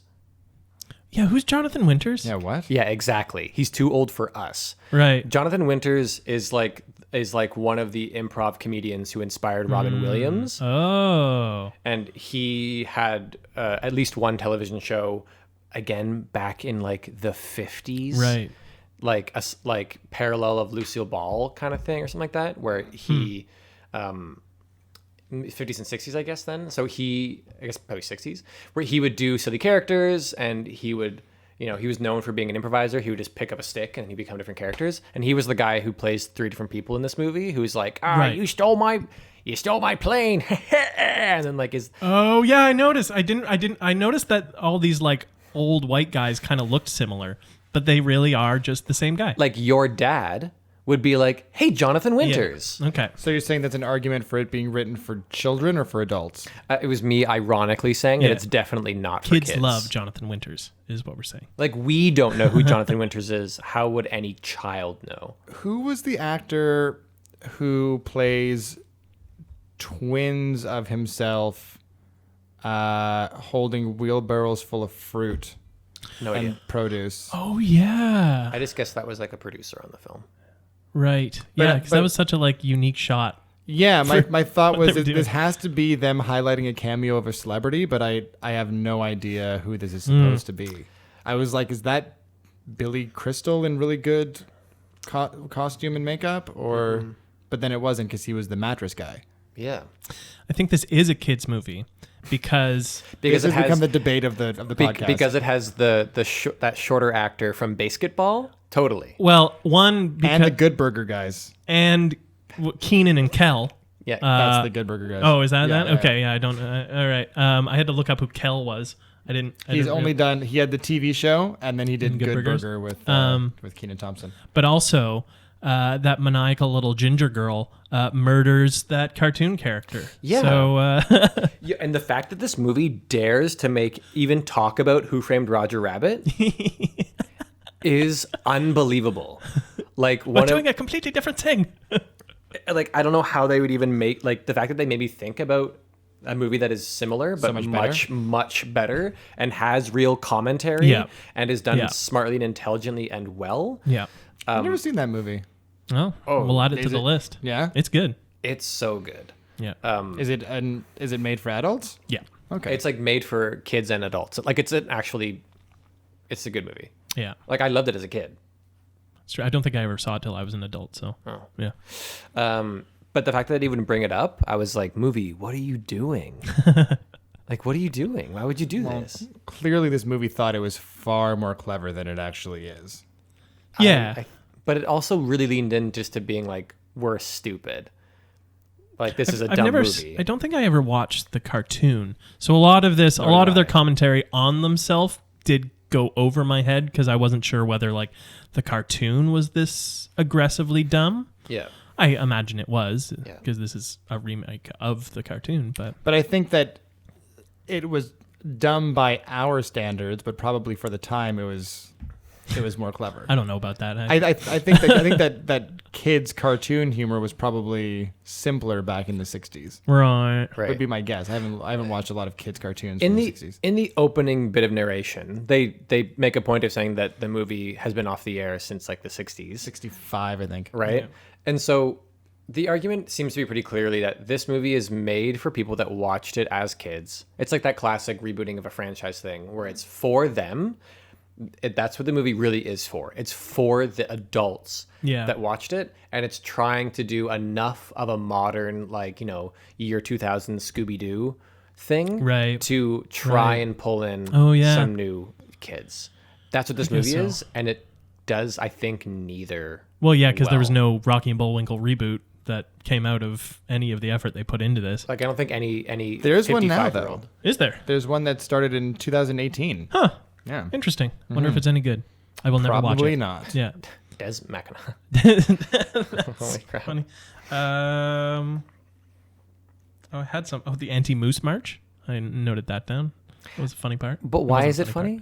Because it's dumb. He just wrote it down. Because it's dumb. It's just an like anti-moose march just seems like something that would happen now. People would be like, "You have a moose? I don't like you have a moose. We're gonna march about it." That's fair. Yeah. Which makes even less sense in the context of the movie, because if I understood it correctly, the live action university What's a Matter You is based on the university that Bullwinkle went to in the cartoon and has a degree from. So anybody who attends that school would know the history of the school and therefore be happy that Bullwinkle is coming in.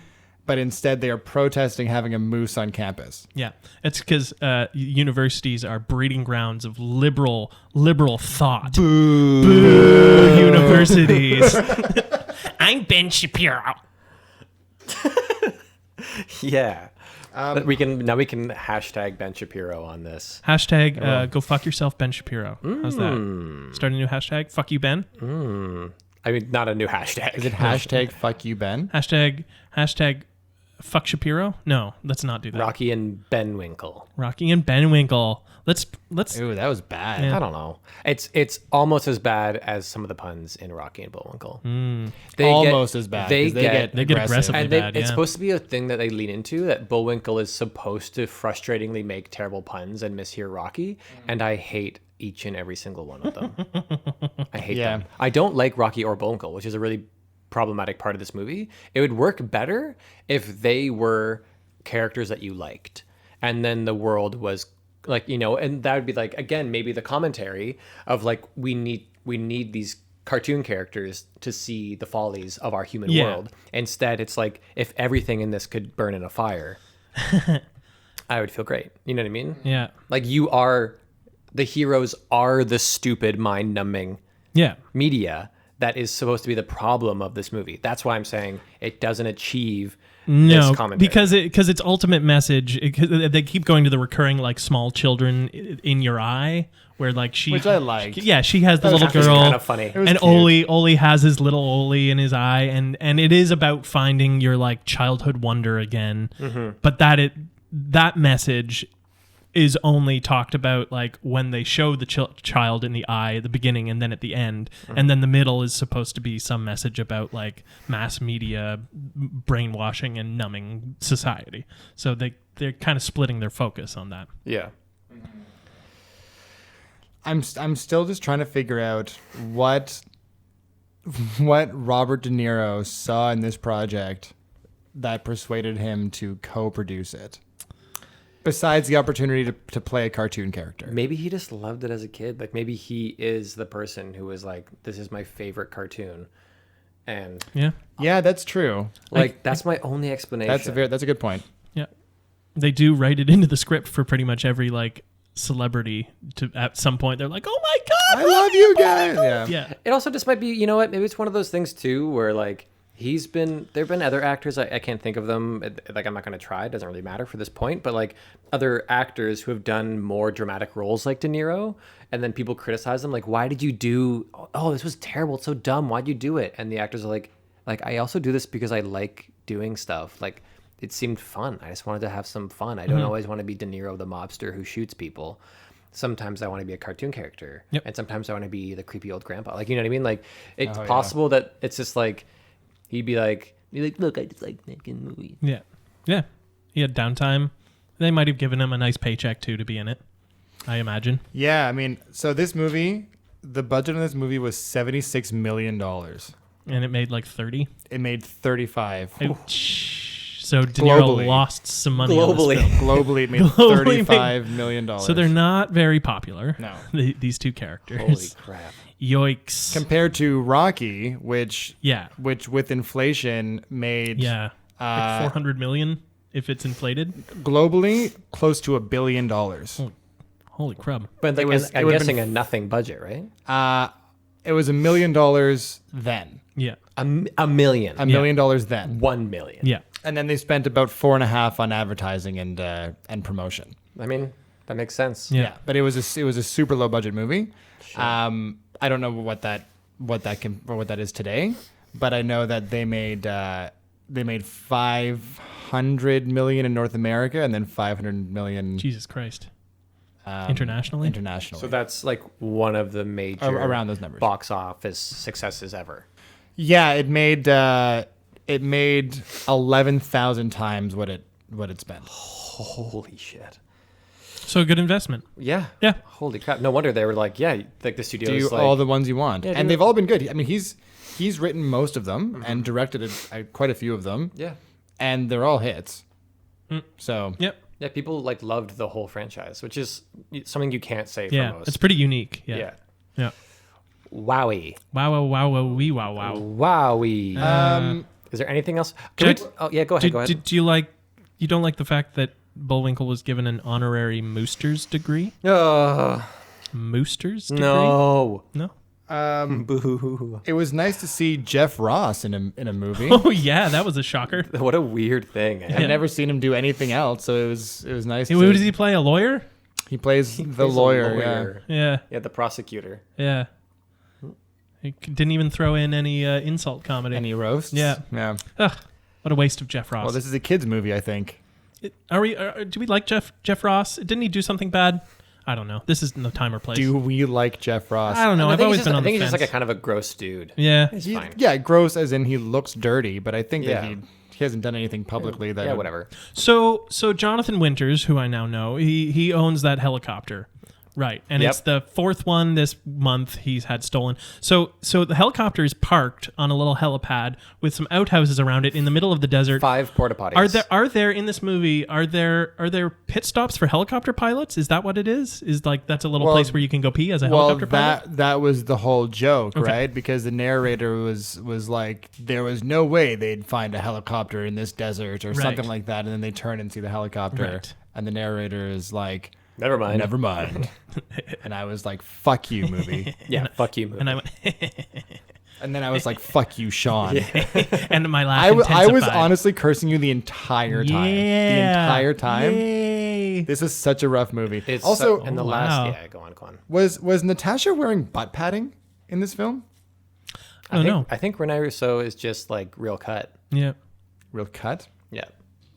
Okay. I couldn't tell. There's a couple of shots where I was she like, is that- hadn't she because in the cartoon I think Natasha holds her arms out kind of Monty Burns style like this if you're watching and so no one is watching. I was watching yeah very few people Except for your dad. Your dad is watching right now. so I was watching her in scenes once I saw that she established that in like her first scene that she walks with her hands out. I was watching her like forget and then suddenly go like in the background and raise her arms up to the position because she'd forgotten Jeez. to be in it. She was really earning those Razzie noms, eh? The one scene, there are a few things, like a few scenes in this movie that you can call scenes, where people actually have conversations, and they are all cringeworthy. Like the scene between Natasha and Boris, where Natasha's like, "I want to give up. Don't you want to have little Boris?" And like All right. all this stuff. They're all really uncomfortable, and there's a couple other ones like between Piper and anyone. So what's Agent Sympathy? Yeah. Karen. Karen Sympathy. Karen. Oh, Care and Sympathy. Well, is her the name joke. is Karen. Right, Sympathy. but that's yeah, the Karen okay. Sympathy. I just got I it. did not. Good job, movie. I like still don't get it. I refuse to get Well, that. I don't understand why her name would be. I don't understand what they're playing at in her. Is she a sympathetic character? Is she, Well, I think she's supposed to be the empathetic heart of the film. or is the joke the fact that her name is Karen Sympathy and she's told at the top of the movie she's not allowed to have any emotions? Probably that too. I hate this film. It's truly awful. Yeah, but in particular, she like the movie could have worked. Than what you're describing, Sean. Like I said, if Rocky and Bullwinkle, you liked them first of all, and if she wasn't maybe the worst actor in Hollywood. This is Pepper Pipertow. Pepper Potts. Picked a peck of Piper Parabo. She makes Sam Worthington look like a genius. Which I real never bad. thought I'd agree with, but you're totally right. Yeah, and so especially watching Rocky second and seeing Stallone, I'm like, yeah, he's brilliant. Yep. Like, I thought regardless of Piper Paratow, Rocky was still a great performance. I thought that Yeah, was some of on the its that was the own- best work I've Sure, ever seen yeah. Stallone do. yeah, it's it was Only good. work really, except It's for fine. Rambo But yeah, the and Untouchable. Guardians of the Galaxy, Oh yeah, which is real bad. why? I don't know. But Piper is every moment and every word she speaks is awful. Miranda wasn't really able to watch. She had other work to do, but she was kind of peeking in and seeing things and like watching for a bit. And she would just stand at like the doorway for a second and see Piper saying words, and she'd just be like, "Oh, oh, so bad." Oh, where is she for this podcast? Yeah. She'd be a fun addition. I think she'd just be frustrated. I think she might be mad at you as well, Sean. That's why I want somebody else. I think she would have hated both these movies. It's like Yeah. it's like pointless physical violence, objectification, and like weird treatment of women, and then like a terrible garbage movie with Piper Parabo. Wow, parakeet. Pipper Piperdong. Wow, that's a stretch. You should we write go. for this film. There you go. Come to the dark side, Sean. Yeah, I'm not gonna argue with that. When they revealed the human vegetables, did anybody else think that the human potato was Donald Trump? No, but I can see it now. I remember being genuinely terrified. They were scary. It was very the scary. carrot. The carrot was. And they were like, Which one? "Help me, Which one's the please tall? I was like, what? Sorry. Wait, what? Yeah, they want to die.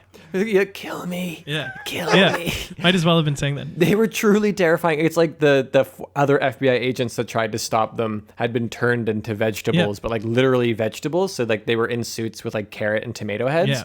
And they truly terrifying. So one of them is Doug Jones, who is he played the like hand monster in Pan's Labyrinth. He played the swimming monster in Shape of Water. Yeah. He's in the new shitty Star Trek. Right. He's he's brilliant. So Was he the lanky carrot one who was the one? carrot? yeah. Yeah, because he's like 7 feet So tall. so that would have been like early career Doug Jones, I guess. I guess so. Yeah. Just before Pan's Labyrinth, I suppose. Before Guillermo Yeah. Ritter was like, Found him. "You're gonna do all of my things forever." Yeah. And he's great at it. Yeah. I've also never seen Pan's Labyrinth. I know. I was trying to think of what a good comparison to be for that. I joked of like Labyrinth versus Pan's Labyrinth, but Right. those are both classics in their own ways. We'll find something. Totally. Okay. Yeah. Honestly, like we have a minute on this timer. Oh, All right. Who wants to ramble about one of these movies for a minute before the timer goes off and we can go, hey!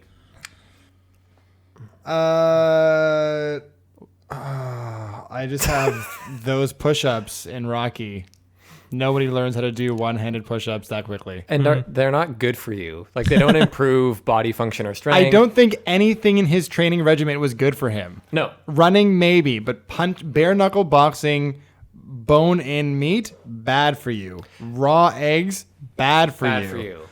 Even running is bad for you. It's like one-arm not the best push-ups. exercise, No, yeah. one-arm push-ups are bad for you. Why- Having somebody just repeatedly punch you in the ribs as a Bad. I was strengthening for gonna your say, abdomen. was there sparring? But it was just that, right? It was It's just a guy someone- punching him repeatedly in the abs. That's bad for we you. walk in one scene. He's just finished like air punching at someone as we join in, and then he's like, "Yeah, good. That was a good one. We'll see you tomorrow." showers. Yeah. So we don't even see that. Oh! The timer. You guys suck. Oh.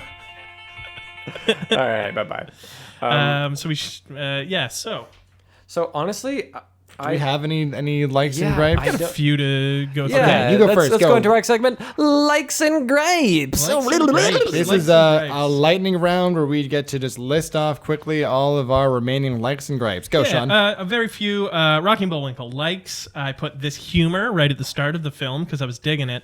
Another like I have. I also like the humor at the beginning. Yeah. The humor. I wrote standing firmly in the middle of the road. I don't remember what that was about. No idea. Maybe at some point someone is standing in the middle of the road, and I found that thing funny. Spies on. Oh yeah. I would absolutely watch 3 funny and wacky spies on a horse who was also a horse. I would watch the shit out of that show. That's a good show. And. Was that the show that they were pumping through the Yeah, RBTV? It was one of them, yeah. Delightful. Dislikes this humor, I wrote at the end of the show. For Rocky, likes, I started writing in the quote from Adrian saying, "No, I gotta go." And I was like, oh, this movie's going to show her leaving when she says no. and then I scratched that out and wrote fuck. And then wrote that into my dislikes, into my gripes. The ketchup packet I liked when he's so when he's getting his eyelid cut because it's too swollen, the guy's just got a Right. ketchup packet in his hand that as he does the swipe he punches it, Which Old would school. never be allowed in professional fighting. Cutting his eye. Yeah. No, obviously not. And I think he was using an X-Acto knife. Yeah. So he had the X-Acto knife and he crunched the packet and the packet shot ketchup, looked like blood. It was great. Gripes, Polly's ADR, the whole date scene. And the fact that everyone's so touchy-feely in this film, everyone's touching each other, it made me very uncomfortable. It's Philadelphia. It's Philadelphia. That's it. Yeah. I just like randomly thinking about these movies. I've got through most of my notes, if being honest. Yeah. It was hard. These movies lack substance in different ways. Or any connective tissue. Yeah. between the two of those. Yeah, at all. I'm not gonna lie. I mostly still like we joke about it, but how a gripe Sylvester Stallone's speech, like I thought it was perfect for the movie because he's supposed to be punch drunk. I mean a little bit, but like that doesn't mean I. Sometimes burping. I kind of grew into it, but nah. Okay. Him walking around bouncing his shoulders. I kind of liked as a gripe a little bit. It's got too silly. I liked / hated the like random barbershop quartet on the side of the corner. Yeah. On the side of the street. That was interesting. I have dumpster fire Glee Club. Yeah. That's better. That I was like, that's early in the movie too. So that means Sylvester Stallone saw that fight you mentioned. He's like, I'm gonna write a script. And like page 4, he was like, and then on the street corner by the fire, There's like it's like his cousin. Like my cousin is singing. I think because it is a Stallone. It's in the credits. It's someone Stallone Jr. it must have been right. his Yeah, cousin yeah. or his brother. So or his something. like cousin was a decent singer. Hey, I'm Well, Sylvester's that cousin. was. There's actually quite a few members of his family in this movie because it was so low budget. He had to call in favors from Right. Stallone's. Right.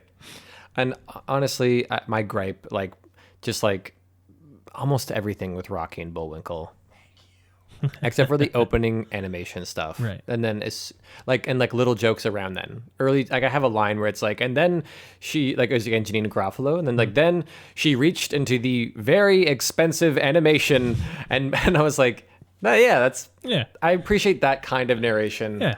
It's funny. That would have made this movie kind of unique if it was maybe just the narrator. Anyway, so gripe. Like, I don't know. Fuck this. Comparison? Fuck these movies. Yeah, fuck all this. I didn't really separate what my likes and gripes were. I'm just going to read off the notes that we didn't talk about.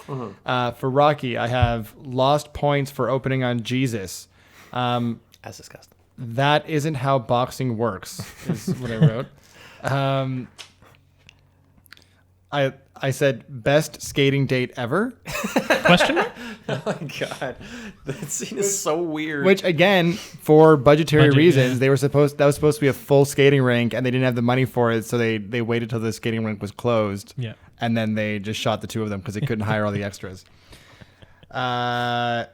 Cocaine Mickey yelling at fans in the gym, "Move your chicken ass."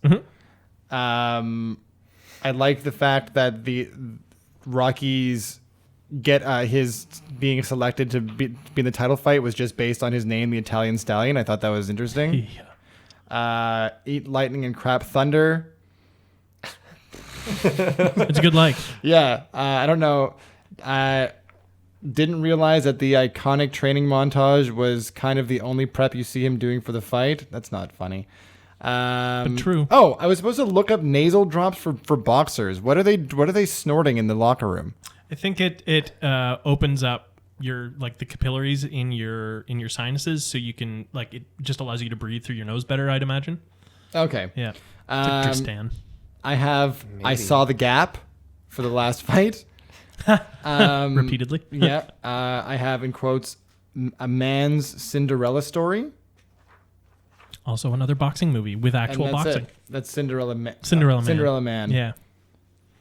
That was all I have for Rocky. Rocky and Bullwinkle. Oh boy. I have open with unnecessary shot of girl in silver bikini. yeah. We already did Space Jam. They haven't heard that. Yeah. That's true. They That's never true. will. That's true. I just have in quotes different little one-liners, phony pictures, general foods, general store, and general admission. I thought was funny. Yep. I hated the green lighthouse machine. I loved it. I thought it was so stupid. Yeah. I have the guy from Basketball. Those accents, though, woof. Gripe also being that they force feed this storyline that Bullwinkle wants to talk to the president about the trees. Right. Fuck that storyline. Frostbite Falls needs trees. I hated every time that they were like trying to do one movie and Bullwinkle would be like, right, because we're going to the president to talk about the trees. Yeah. God, He's an idiot. that's not funny though. Yeah. Okay. Also, I couldn't tell if this movie was making a joke about consumerism or if it was just filling it with shameless product placement. When it keeps driving through the streets and all those different... Well, I When think they go into the internet, all the different and it's billboards like, are Yeah. up there.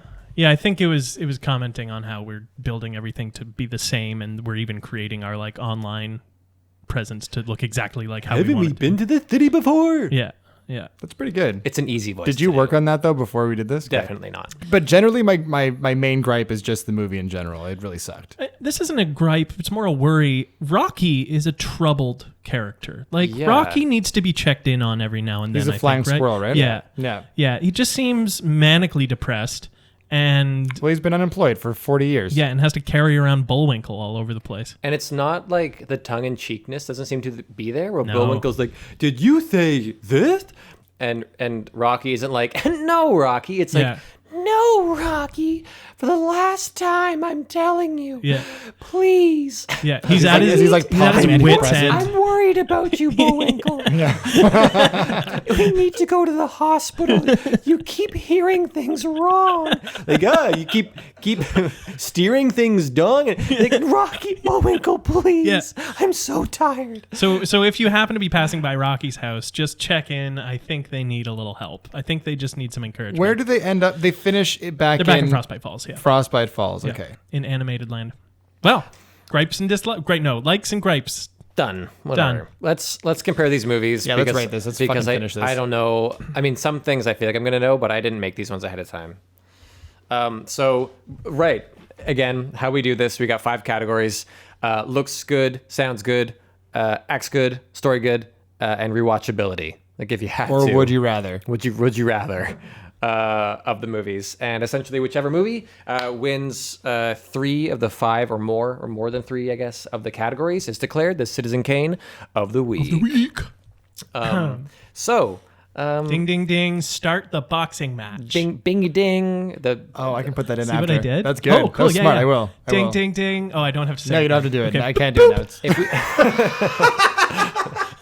No one will get that joke except for us. I only panic boop. I'm sorry. Jeez, thanks.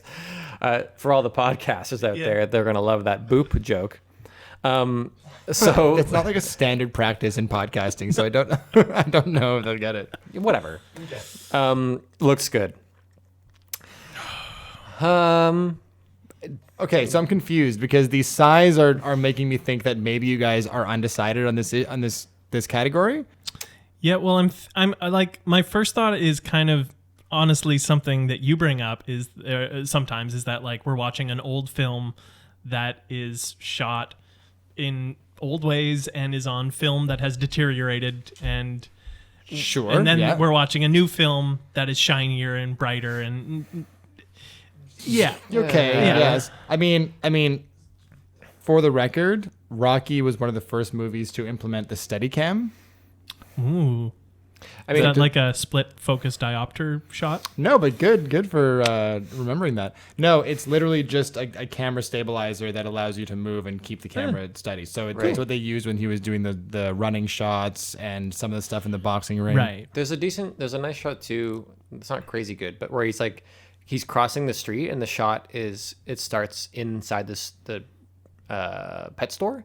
It's looking through the door, and then it pans back as he comes towards the store, and then it moves back as he comes in the store.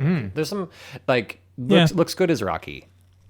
Looks good. Has Okay, but in has Rocky and cinematography. Bullwinkle, there is the Okay. shot where they are in a car, and they, it's Rocky. Okay, good. Yeah, Yeah, actual filmmaking. There's There's like some of it in Rocky. yeah. Okay. You know what I mean? Like you learn stuff about things by seeing things. yeah. And Rocky Bullwinkle Sounds good, though. This one. I still have to go with Rocky. I could not the- deal with the ADR and the bad recording of the sound. I didn't think the sound recording was that bad. What really stood out to me was the use of silence and the clever lack of a score.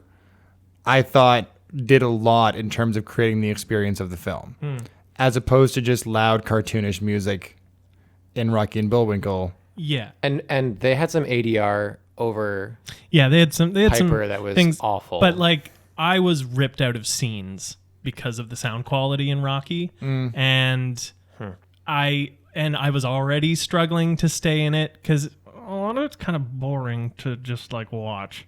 How dare you, and- Sean? I was weirdly captivated. I don't know why. I don't know. Because it's a good movie. It's a decent movie. And There's good things in it for sure. The soundtrack that they did have, I know it's iconic, but maybe because it's iconic, I really didn't care for the like music they put over top of anything.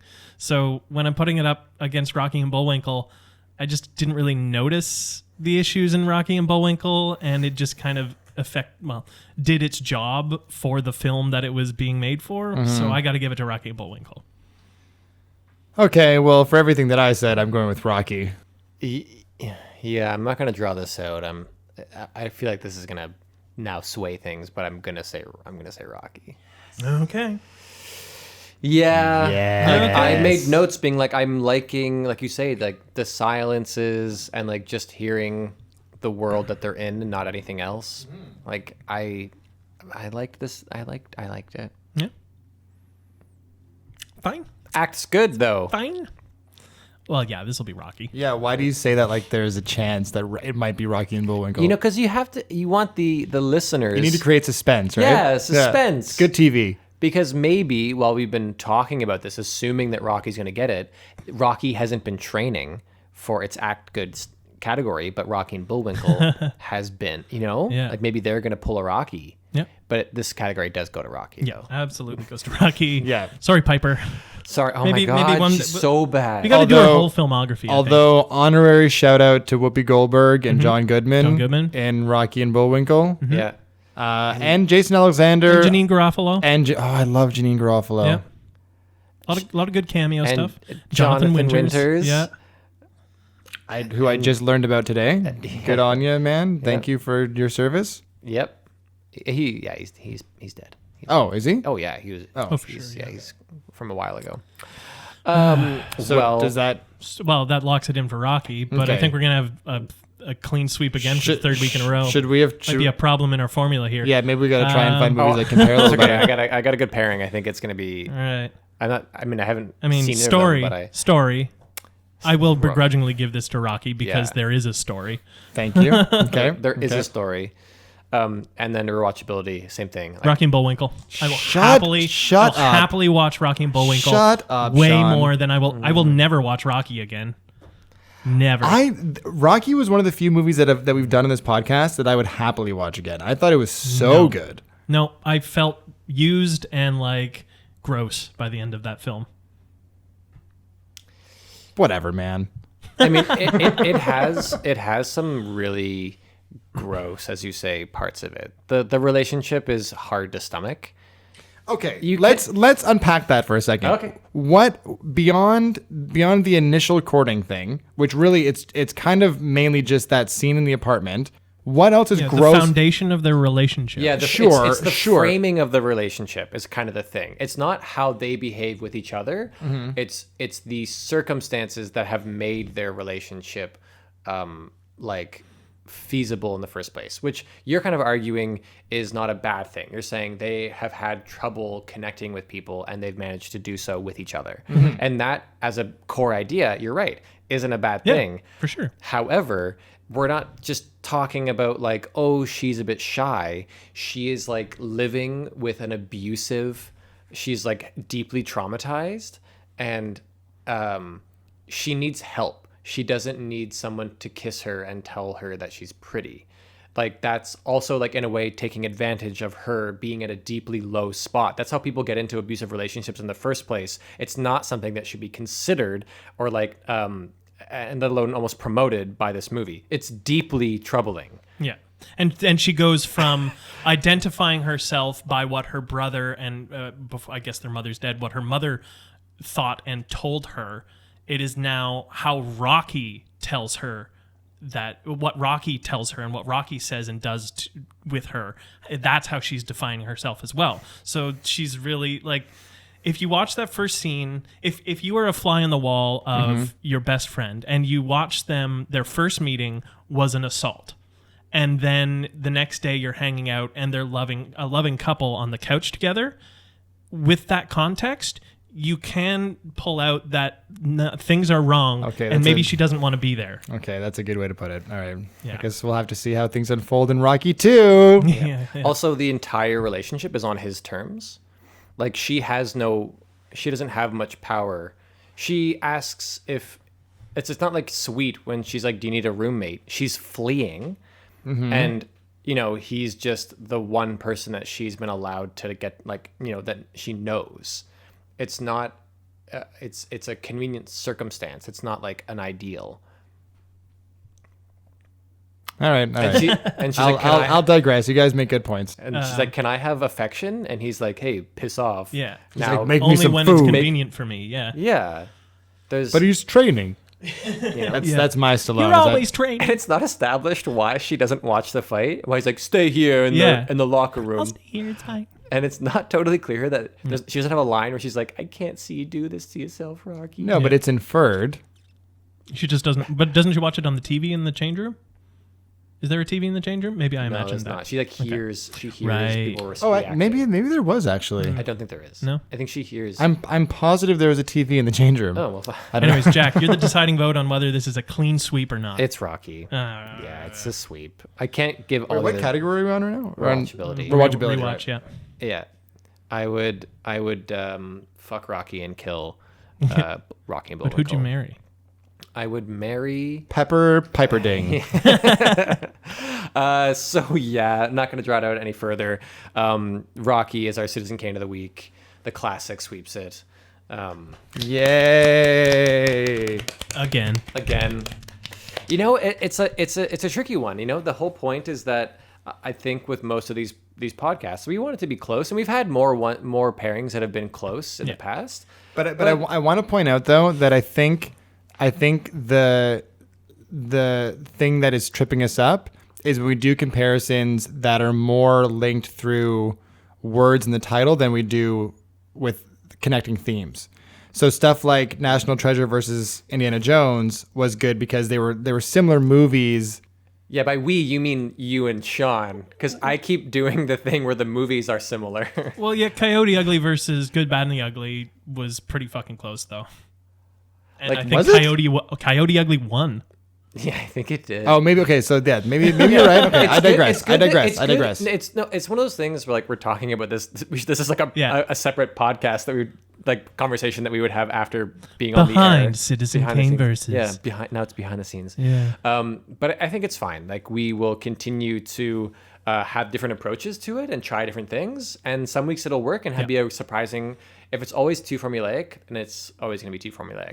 Yeah. But if you have any suggestions, feel free to email us at citizenkanevs@gmail.com or post on YouTube. Smash the buttons. I'm going to bring back the Fuck that bell.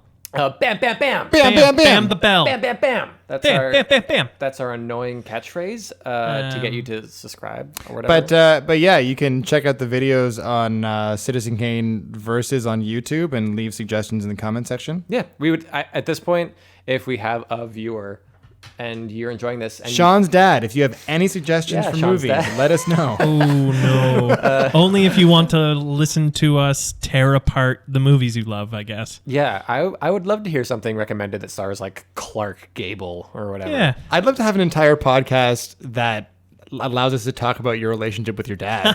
yeah. All right. We'll bring him in also- as a guest. I think Yeah. it'll help too when we get to some more classic-y classics. Like we talked about getting some of Casablanca in here, stuff like that. Yeah. So anyway, all this leading into, I get to pitch my movies now. For Halloween month. Ooh, we didn't rehearse this. Yeah. That was not added sound. If you can believe it. That was a real. I'm ready for voice work. I just bought this new mic for the podcast, so I'm ready for all the voiceover work in the world. Curious to hear how this is going to sound. Yeah, how that's going to come through the mic. Yeah. So October we are doing spoopy movies, Boopy. and I'm excited about my picks for a variety of reasons. I think we're going to get back to some real classic formatting of the podcast. They're not going to be too scary, I think, but they're going to be Halloween inspired. I think early October. I think that works. We're These going are your picks or the Halloween spoopy my- movies in general? My picks this week. Like it's a soft lead in to what might become, depending on what you pick, more actually like truly scary movies, right? Whereas I don't think these movies Yeah. will actually like, scare us. Yeah. Okay. But it's gonna be a nice classic versus schlock. All right. Okay. So the classic is one of the classics. Keep writing it down. We're going to watch them right now. Yeah, we're It's doing tradition. We're doing 2 podcasts today, so we're literally about to finish this and watch 2 more movies together, which will be a first. Yep. Yeah. And then just like film right after. So the classic is one of the classic of horror and thriller, Psycho. Nice. Have you seen Psycho? No, Oh, have you seen Psycho? I've seen couple bits. times, I've seen yeah. bits of it. And Yeah. I've seen a bit of the ending. It's great. It'll be our first Hitchcock. It'll be our first Hitchcock, Cool. which needs to get on there as classics. Yeah. So I think that's gonna be fun. Yep. That's a good pick. And we're gonna compare it with a very piece of modern B movie schlock. A very piece. A very sorry. Yep. No, don't apologize. Nope. I meant to say that. Came out 2020. It's very new. Oh, wow. Daniel auditioned for it. Ooh. Shut We are up. comparing way. Psycho to Psycho Gorman. How do you spell Gorman? Gorman. Psycho Gorman. Oh. Where do we even find that movie? I managed to find a link so I Shut know up. we can watch it. A very legal streaming link, I'm sure. Yeah, a link. Incredible. Yeah. So Yeah, I did audition for this movie, so we I can, helped. I so we helped can talk Dan about it. Send in an audition for Oh, it. that's beautiful. Good. But it kind of blew up as being a pretty popular, it seemed, B movie kind of. Well, I mean, feel. I've watched the trailer and it seems like it's going to be a lot of fun. Yeah. So I'm excited. I think Excellent. it's- Yeah, those Yeah. are good picks, man. No mouthing you. along with the lines, Daniel. I couldn't if I tried. I mean, you probably could. It seems like the lines are mainly just like, "I will destroy." Like, anyway, the humor's in the movie. Beautiful. Great. So those are the pairings. I'm looking forward to it. So yeah, yay me. Yeah. What am I saying right now? Good. And I think both of those movies are like relatively short. I think Psycho is like 90 minutes, right? Maybe even less. I have no idea, but I'm Yeah, I'm gonna not guess sure. it's. I think it's Psycho's. I hour don't think it's 50. 2 hours, but I think it's close. Yeah. Yeah. But Psycho Gorman should be pretty brief. Easy breezy. Yeah. Great. Beautiful. Cover girl. So those are the movies. Give us your money, cover girl. Feel free to watch Cover it. girl. Like, these are sponsorships. these are two movies. Like sometimes we Bell Media. Sometimes we pitch movies, and I question if anyone did want to watch these at home, that it would be fun. These are two movies that I think, like, if you wanted to watch some movies in October, kind of Halloween-ish, but not too scary, I think these will be fun movies. They should be actually like truly. I mean, Psycho is kind of creepy. I don't. Yeah. But Psycho Gorman, I don't think will be scary at all. No. No. It's more of a gore movie, is what I've heard. Gore, man. Gore, man. Gore, man. Yeah, that's it. Well, in the interest of staying under 2 hours, Thanoses? Or Thanoses? How did we get to an hour 50? Okay, yeah. Thanos it up. Yeah. Who wants to go first? Shit. You know what are these, Jack? Oh, yeah. Oh, whatever.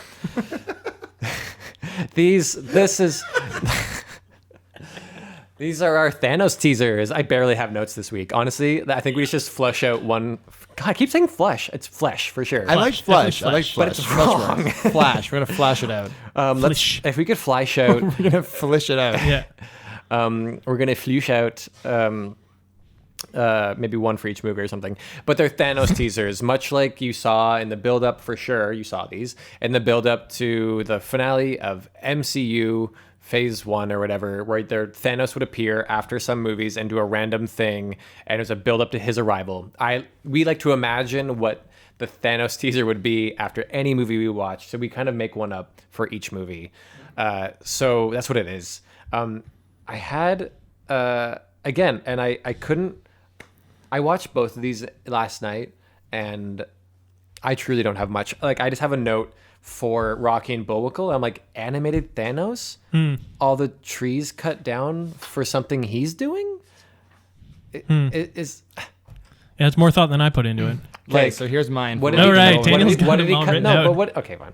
So here's mine. So a big plot point in this movie is the fearless leader's attempt to win the next presidential election, and the movie is resolved when Rocky and Bullwinkle release the American public from zombiedom and encourage them to make their own decision on who they want to be president. So I have the credits fade out. We fade in on Thanos sitting on a lawn chair in front of the White House with a Trump 2020 shirt and MAGA hat, giving the audience the finger because he's chosen who he wants to be president and refuses to be part of this shitty movie. Okay, wait. All right. That's good. Yeah, there you go. I'll to unpack. But You say a lot to unpack. yeah. I think my new base idea is actually it's after the credits and we cut to the green light room where they The Green Light House. the green lighthouse, or it's a Yeah, lighthouse. it's a lighthouse. and it green lights projects. Yeah. And it's so dumb, and no one's there, and it's late at love night, it. and it's like panning around and it's showing like the things that they passed by, where it's like road movie, then animated feature, or whatever, and it keeps going around until it gets to like superhero film, and then like a purple hand reaches out and like pulls the lever down, and that might just be it. there we but go. maybe it's that, and you think that's it. Like maybe it like cuts the black, but then it cuts back up, and it's a hand reaching out and like pulling down like shopping montage, and then it cuts to like Thanos like trying on clothes at a mall. Right. I don't know. with Material Girl playing in the Yeah, background. with Material Girl. That might be it. I'm So it's like a 3-part Yeah. thing that happens throughout the trailer, throughout the credits. Sorry. I'm just gonna copy one from before because it fits. Piper Parabo and Oli, the prison guard, are about to have their first kiss, and they go in, and the little girl and the little boy in their eyes are super excited, and then she disappears into dust. Like the kids in their eyes disappear. Yeah. Well, they go first. Well, the girl goes first, and then Piper disappears, and Oli's like, Can it be the and he just sobs. Can it be Yeah. the child in one of their eyes and then the person of the other one, and they're left with the child? Yes, and she has to raise this small Scandinavian boy for. And Thanos is up on the ship going, "Excellent, all is going according to plan." No, he looks at it and he's like, "What the fuck? Am I right. dreaming right now, or am I bored?" Perfect. We got there. Rocky. So I have a couple of my ideas were Thanos playing with turtles, ? Thanos is a boxer ? Question mark. But like he's like like a separate Thanos teaser, like a Thanos montage where he's like training for the Infinity Stones and he's like drinking space eggs and punching space carcasses. This is what I settled on. I settled on fade in on Thanos as a small child playing with some toys in front of the TV as he slowly gets drawn into the Rocky fight that's playing on the television. He watches as the underdog goes the distance, and we slowly push in on his face as he is inspired that anyone can do what they put their mind to. Cue the montage of Thanos training to become a great warrior, intercut with shots of him sword training, jogging, punching meat, and blowing up planets, culminating in a close-up shot of Thanos slipping on the Infinity Gauntlet full of stones as he looks up at a poster of Rocky Balboa hanging in his bedroom of his lair. And then slow fade out as Thanos mouths the words, "Thank you." Right. That's great. What if it's a meta trailer where it's like instead of like Sylvester Stallone saw the Muhammad Ali fight and was inspired to write this script. Yeah. The post credit is just Stan Lee seeing this movie and he's like, "Wow, I'm gonna write something totally different from that," and like doesn't write a movie like it, but instead writes a separate universe of characters. Writes Thanos into existence. Yeah. And then Thanos promptly erases existence. Shit. Stan Stanley Lee writes the Thanos character and then Stan Lee turns to dust. Yeah. Yeah. And just little boy Stanley is left over.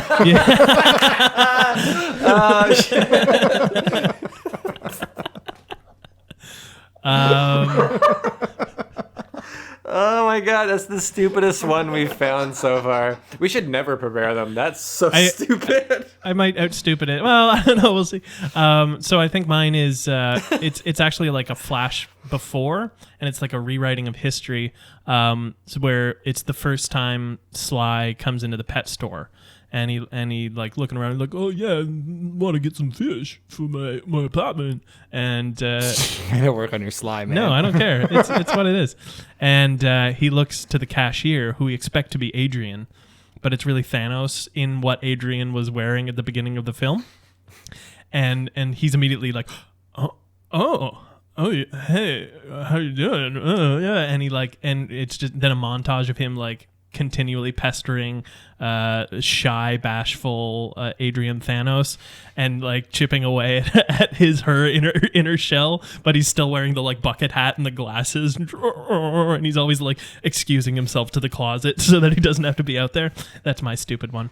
That reminds me of the relationship between the devil and Saddam Hussein in South Park. Yeah, pretty much like that. Great. All right. Well, Well, tune in next week for Psycho versus Psycho Gorman. Yeah. We're going to watch them like Right now. Right now. right now. I'm so tired. That's great. Are we ending this podcast now? We're done now. And